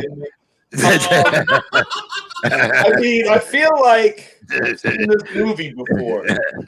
Well, let's see. Frank, I'm going to start with you because now Blake has done something. I mean, Zion has done something that very few players have done. He's he's been averaging 23 points a game, and he's also been shooting more than 60% from the field. But even after all that, Frank, are the Pelicans still any more than spoilers in a deep Western Division? No. And we can go back. I'll go with the last decade or so. Remember, I'm not going to go back to Elgin Baylor. We're not going to go back. Remember when Kevin Love was averaging 20 and 10 with Minnesota? Yep. And Kevin Love's a star. He's the next.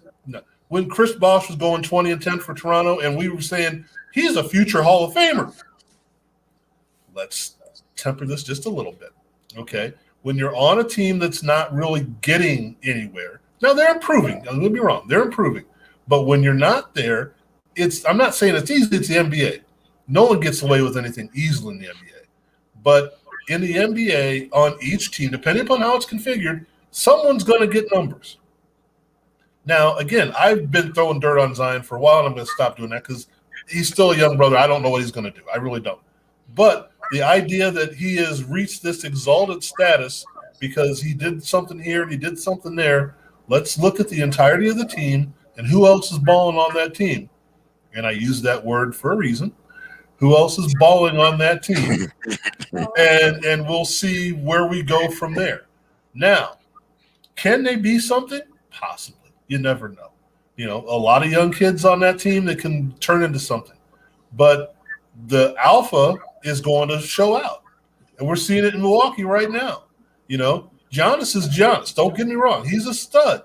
But is he averaging numbers on a team that's spinning its wheels, or are they going to be a great team again, or were they ever a great team? I guess maybe is a better way to put it. But it's a little bit too early, in my opinion, to say he's done this, he's done that. Yes, it's unprecedented. Don't get me wrong. That's a fantastic thing. But unprecedented becomes precedented by the next guy. Bill. So, as I was saying, we just got through talking about Blake Griffin. And obviously he's not quite that tall. He's a little heavier, but there's some very interesting similarities in both the strengths and weaknesses of these two players. And I would love to see him put together a little stretch like Blake Griffin did. So 2010 to about 2014-15. And though, because he's Blake Griffin, he missed some games some of those years. But he did. I mean, he played 82 games in 2010-11. He played 80 games in 2012-13 and 80 games in 2013-14, and then, stopped doing that. But he had a stretch there where he was averaging 22.5, 24.1, 21.9, dipped down to 18, and then 20.7 points per game. And, in terms of field goal percentage, 53.8, 54.9, 52.8, 50.6. Not 60, but, he was a guy who clearly knew how to get to the rim, right? I mean, that was pretty obvious. We have this player who he's getting to the rim at a almost unprecedented rate, at least in part because, okay, quick, name 6 really good defensive big men in the NBA. 6? That's what I'm saying. You see what I'm saying? 1? I mean, Gobert's good, right? After that. There's some others, right? There's others. So Kembe Mutombo. Yeah. Right, exactly. That's the point I'm making, is that we live in an era where the really great 5, who's just a devastating defensive player, a guy who can take over a game on the defensive end, which guys used to do, believe it or not, right? People of a certain age don't think I'm telling the truth when I say this. If they're guys who would take over the game on the defensive end. Yep. So that's gone to the point that this 6 and change, 280-something pound dude just goes to the rim at willy-nilly, free will. No one does anything or says anything even. He's not getting low bridge. He's not getting clothesline. None of that. Right. That's all gone, right? Charles Oakley's not walking through that door anymore. Right? So Nate Thurmond is not about to put on it. So he's going to put up these ludicrous numbers. But gravity is undefeated. That dude's going to take all that weight up, and then, as was pointed out by my friend Demetrius, he has to keep coming down. And so sometime, he's young. He's still very young. But sometime around 28-ish, stuff's going to start to happen. Yeah. And it's not going to be good. Be that long. Yeah. It may not be that long, right? But I'm trying to be generous here. So can he be a very good player and a very fun player to watch for another probably 5 or 6 years? I think yes. But can he be a superstar? And for us, I mean, Bill Walton aside, usually when we say superstar, we mean a guy who does it for longer than a 3 or 4 or 5 year stretch. We're talking about a guy who is one of the best players in the league for about 10 years. Yeah. I don't know if he can be one of the best players in the league for 10 years because if he does it, hats off to him. Like, I'm not rooting against this. I'd love to see it because it's fun to watch somebody different.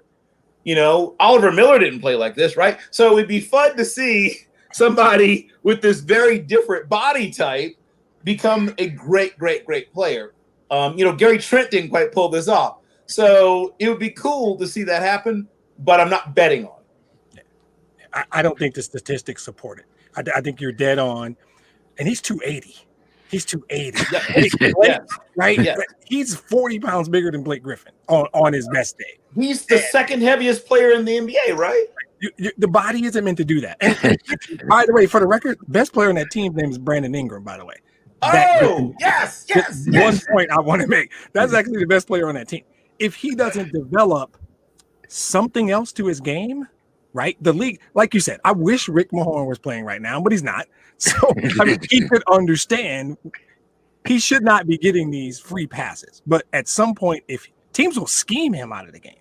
They will just play passing lanes, and they will figure out ways to scheme him out if that's all he can do. If he doesn't develop a mid-range or a post move, go talk to Hakeem Olajuwon and understand what an up and under is. Something. They're going to scheme him out, and his numbers are dipped that way. And then ultimately, his enemy, though, is, like you said, gravity. His biggest challenge in his career will be gravity. You can't do it. It's a lot of weight. So he'll have 3 or 4 years where he'll be on SportsCenter, he'll be making highlights, and the video games will be fantastic. But 5 years from now, if he's in the league, I'll be surprised, because I just don't think his body can do that. Because it's 280 pounds. It's a lot. Yeah. So and you mentioned Charles Oakley and all these guys. Remember, there was a time when a guy like Steve Kerr would have taken you out of the air and taken you down. Yeah. Okay, that was the way it used to be. You just didn't go flying through the air going, "I'm done." No, anybody would have taken you out. Yeah. So it's a whole different game now. But that's part of why he's getting to the cup as easy as he is and averaging that kind of percentage. Because Bill Lambert is somewhere just shaking his head. Yeah. You said Norm Van Leer would have taken him down. Norm Van Leer. Alexander might have ended him. Oh, I mean, Kermit Washington. Sorry, Kermit Washington. Kermit Washington. Sure. But that was a different game. That game, you didn't get freebies. Like you said, we couldn't name like 30. You challenged us to name 6, and we came up with 1. Right?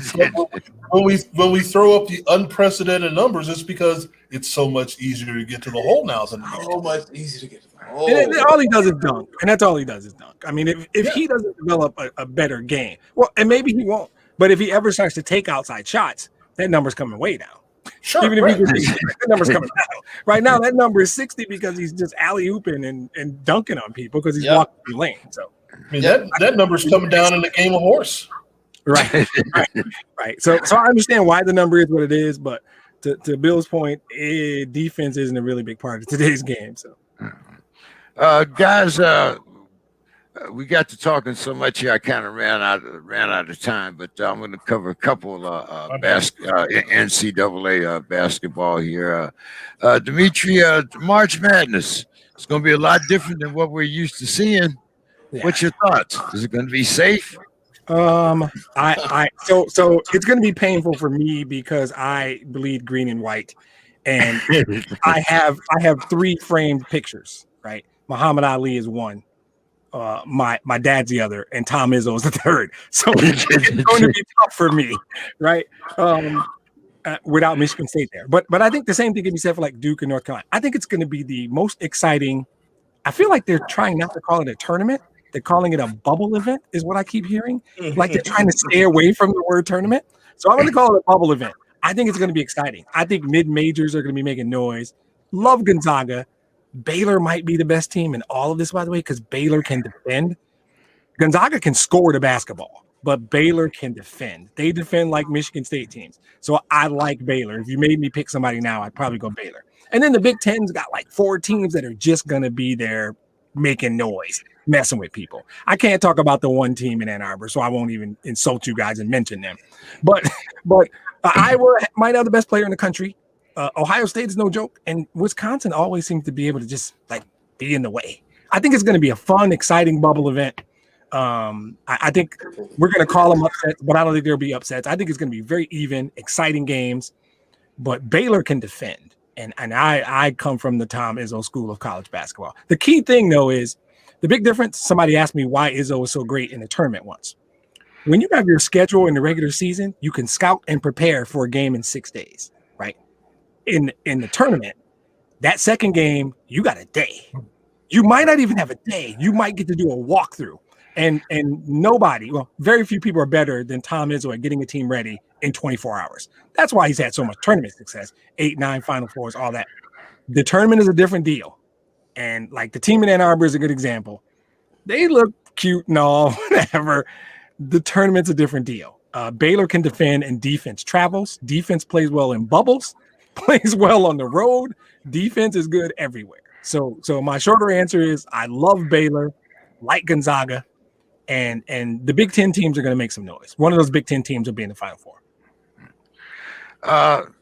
Frank, what do you think about the appearance of so many mid-majors this year? Well, I know we're short on time, so I won't go back to my story of how I cleaned up here in Vegas one year because of the mid-majors. But being here in Vegas, yes, it's a good idea. Look, here's the situation. With COVID and all that's happened, the teams that have the youngest teams, the one-and-dones, are in trouble. The mid-majors tend to have experienced rosters. Yep. Guys that have been around 2 or 3 years or 4 years, or in the case of a few teams where they've transferred from other places. Ohio State's an example of that. Wisconsin has an Ohio State transfer. Watching Gonzaga now, they've got a couple of transfers. Yeah. Guys that have been around and know how to take care of business.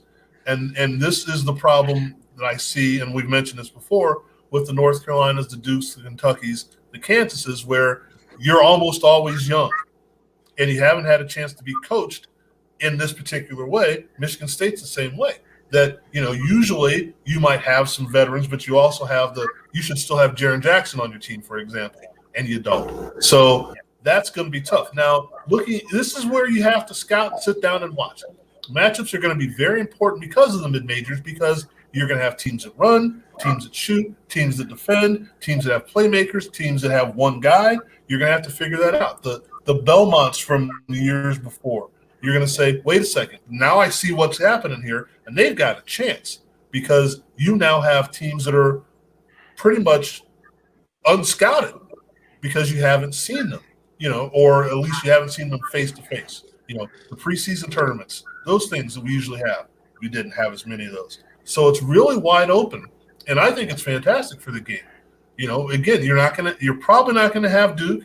You're probably not gonna have Michigan State. You might not have North Carolina unless they make a run in the ACC tournament.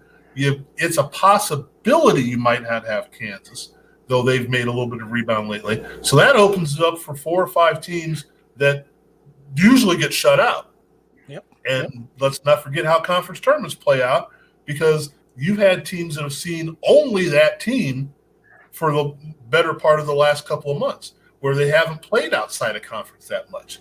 So if it's say it's the Big South or whatever, that tournament's going to be even more ridiculous because I've been watching you face to face for the last couple of months. Mm-hmm. So it's a fan. I think it's a great thing. I've always been a mid-major fan. I kind of get tired of seeing the big teams win every year. I like the first round where it's teams that no one else has heard of that I've seen play a couple of times. So for me, it's great. Bill, it seems that the Pac-12 might have gotten some telegrams from you. What happened to USC and UCLA all of a sudden? The same things that's happened to some of the other blue bloods that were mentioned.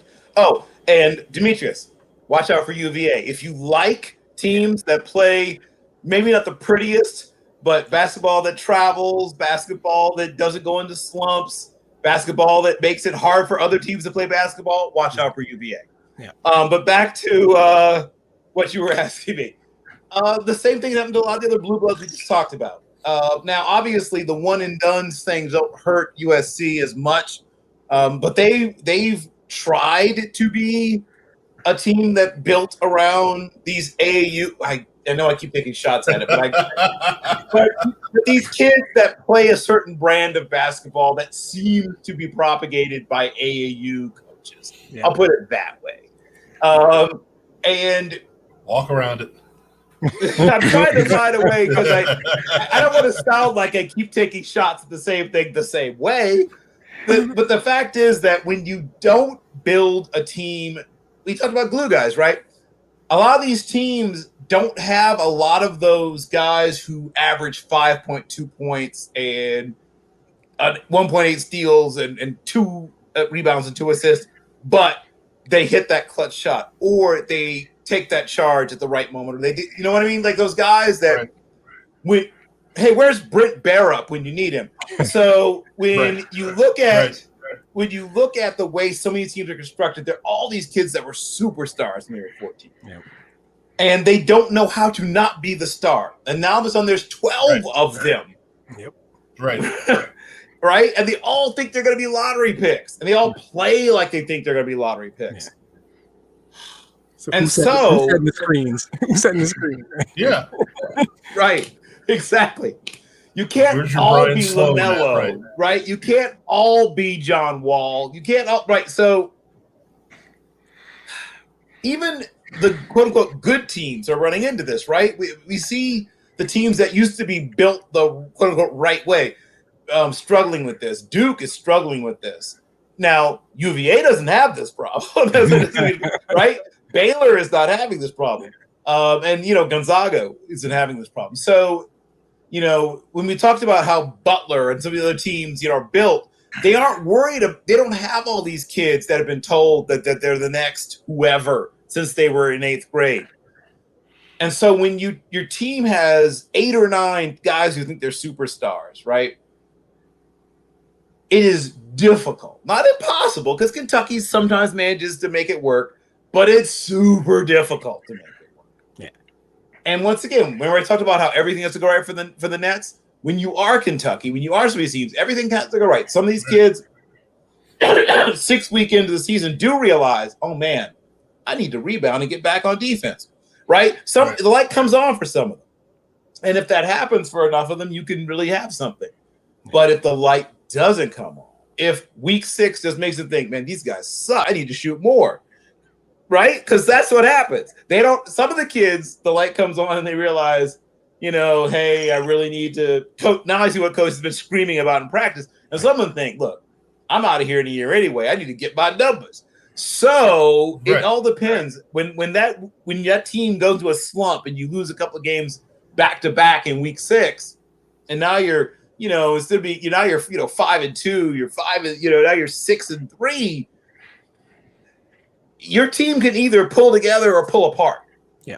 And a lot of these teams with all these studs on it, or would-be studs, they pull apart, man. They pull apart. The studs have never dealt with adversity. They don't know how to handle what you're talking about. Well, they have no idea what to do there.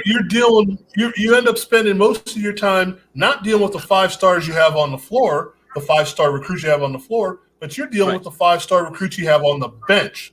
Exactly. Bill, as usual, man, always great for the knowledge. Had a good show tonight. Why don't you give us your final thoughts for the evening, my man? Sure. Well, my final thoughts deal with the fact that it is, of course, Black History Month. And unfortunately, we've lost some terrific Black sports writers.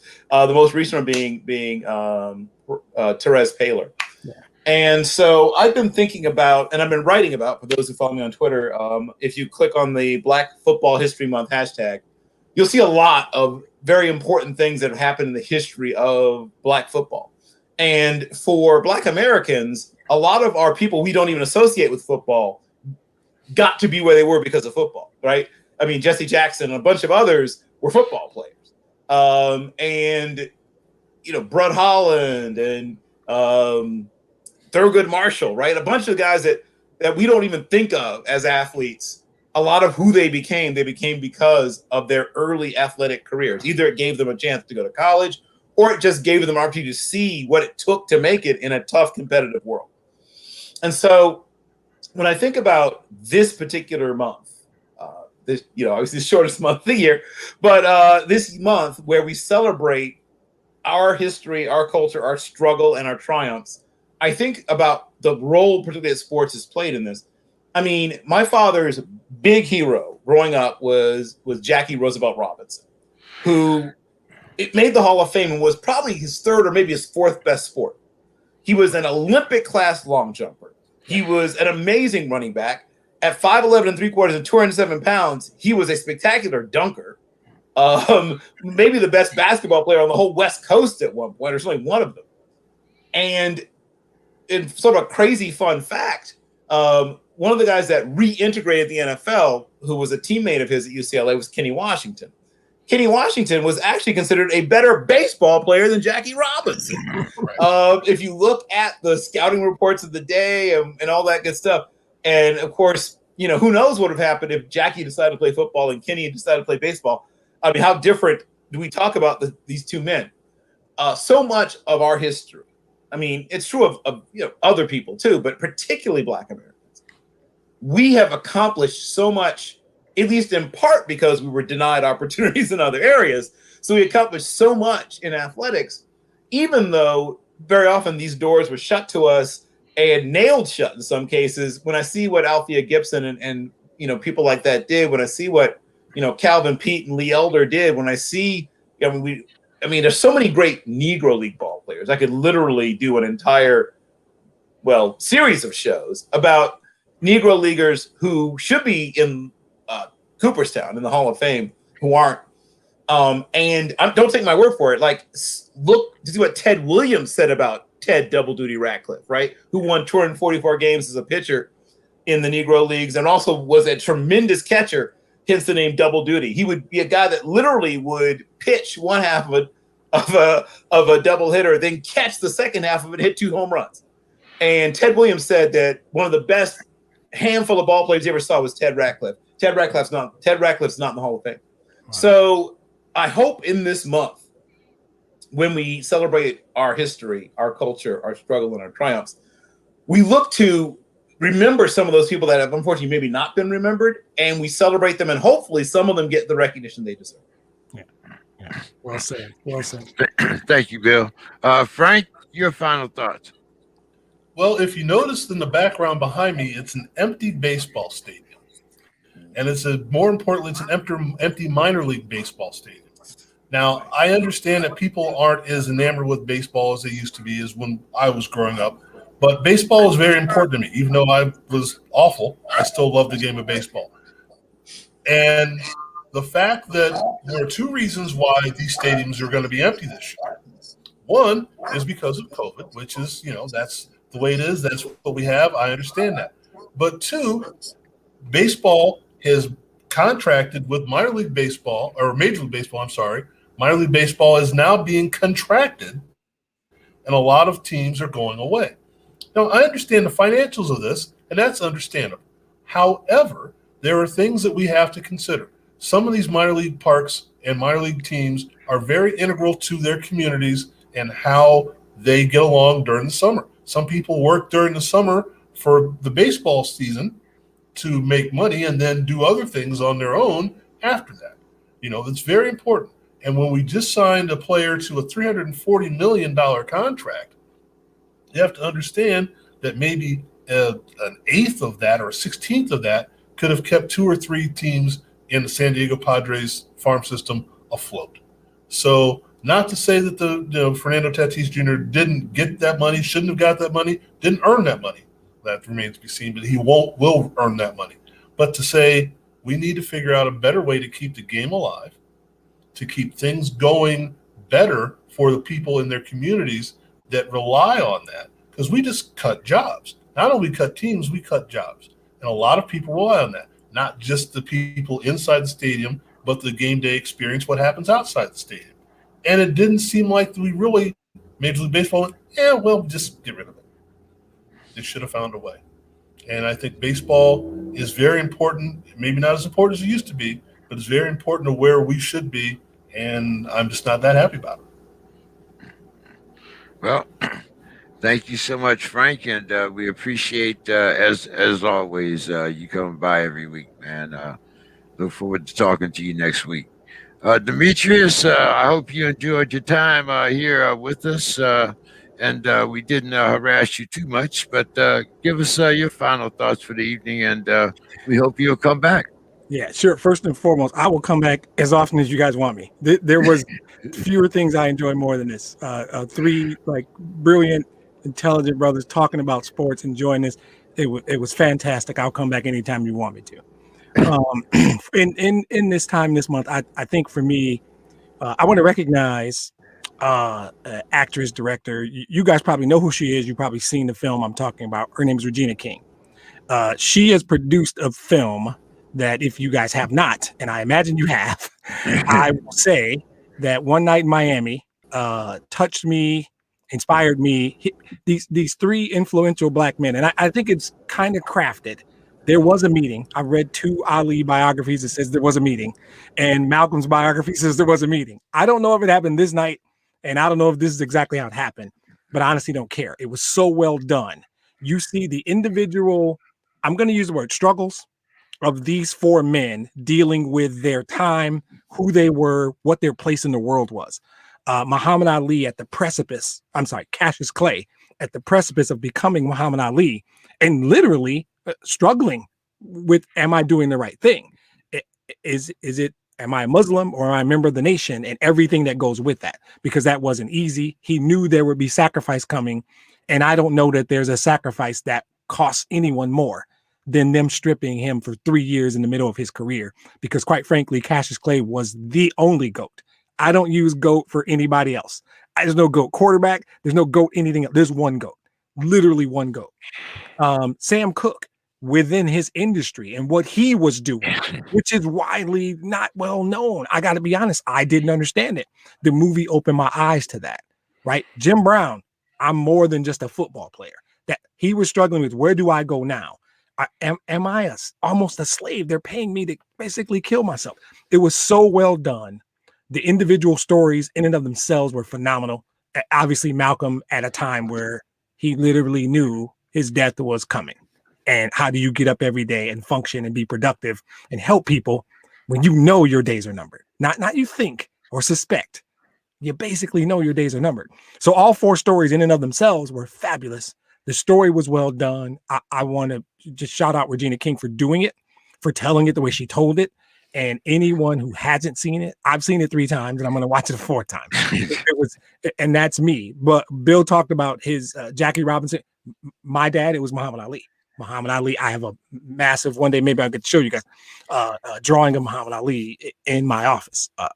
That's the guy for me. And that film was more than just entertaining. That film was inspiring. That film was educational.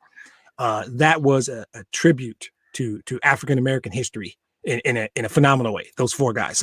So I can't talk about that film enough. But I'm also going to slip in one more thing.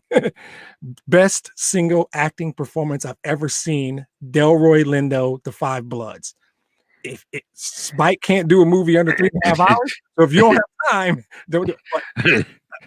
Delroy Lindo, phenomenal. Best single acting performance I think I've ever seen. But One Night in Miami is tremendous. If you haven't seen it, please see it. Well, thank you. I appreciate you guys having me tonight. This was unbelievable, and I'll come back anytime. All right, my man. We will be glad to have you, and we'll also. I think Bill is trying to say something here. But I think I read his lips. He wanted to have me on his show. Let's see if we can. He's muted. He's muted. There you go. Hey, I was inviting Demetrius to come on my show and do a Lions mock draft with me. Oh, sweet. Definitely. All day, every day. Yes, please. Oh, and Frank is also he does a lot of work. I saw Frank.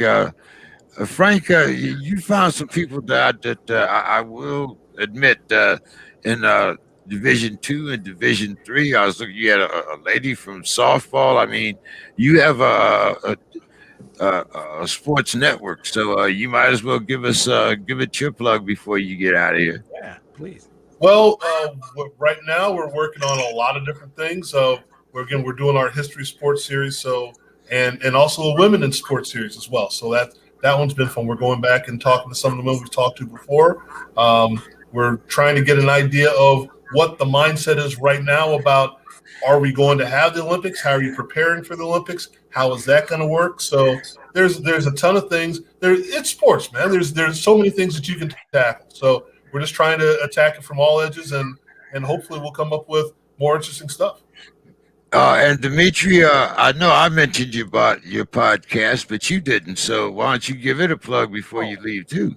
Absolutely. The Roar podcast, ROAR. It's strictly about Detroit Lions football. So I don't hold out the hope that a lot of non-Lions fans will want to listen. But the idea is that I record the podcast within an hour of the game.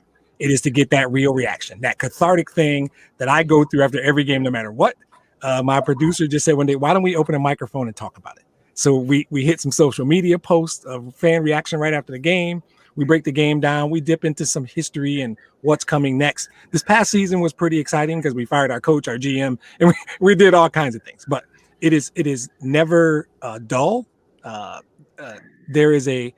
We all have, and it's not exclusive to the Lions or even the NFL. I could do one for the Tigers. They just play too many games because I really love the Tigers. But your love for your team and the investment that we as fans put into our teams is meaningful to us. And if other people don't understand it, that's okay. But the people who know me know that the running joke is my funeral will be 20 minutes. They're going to play the Lions fight song and say a couple scriptures and get out. That's my whole service. I want to play Gridiron Heroes and read a couple scriptures, and that's it. But yeah, it's generally right after the game. We generally have it up within 2 hours because we want to get that real fan reaction. I never profess to be a journalist or a broadcaster. I'm a fan, and there are days when it's really tough to do that podcast. But that's the point, and I love it. We're going into year 3. We're gonna do a pre-draft, a post-draft. We might do a free agency one in a couple of weeks. So, The Roar Podcast, and we can be found pretty much anywhere. Facebook, Spotify, SoundCloud, YouTube. You can find us if you're looking for us. So I appreciate it. Bill is definitely the guy for you. Bill does more drafts during the year than anyone that I know, including HBCUs. I mean, Bill is the draft guy. Bill can probably tell you who got drafted in 1947, even though there was only 3 rounds. But anyway, there was way more rounds in those days. 22 rounds in those days, man. 22. Deuce. The draft was excellent. Those are my favorite 3 days of the year. I think I was drafted one of those years. Yeah. I might have watched you get drafted, Frank. I don't know about these other guys. Hey, but had a good night talking with you guys. Hope the audience enjoyed it. You can catch us on Facebook, on the SPORTSKRIB network. We're also on the Steeler Chronicles. And if you go to YouTube, we have a YouTube channel also. So we try to cover all the bases, and make sure you tell your friends to look out. And we'll see you next week right here on the SPORTSKRIB. Have a great night, everyone. Hope you enjoyed the show, everyone. Night.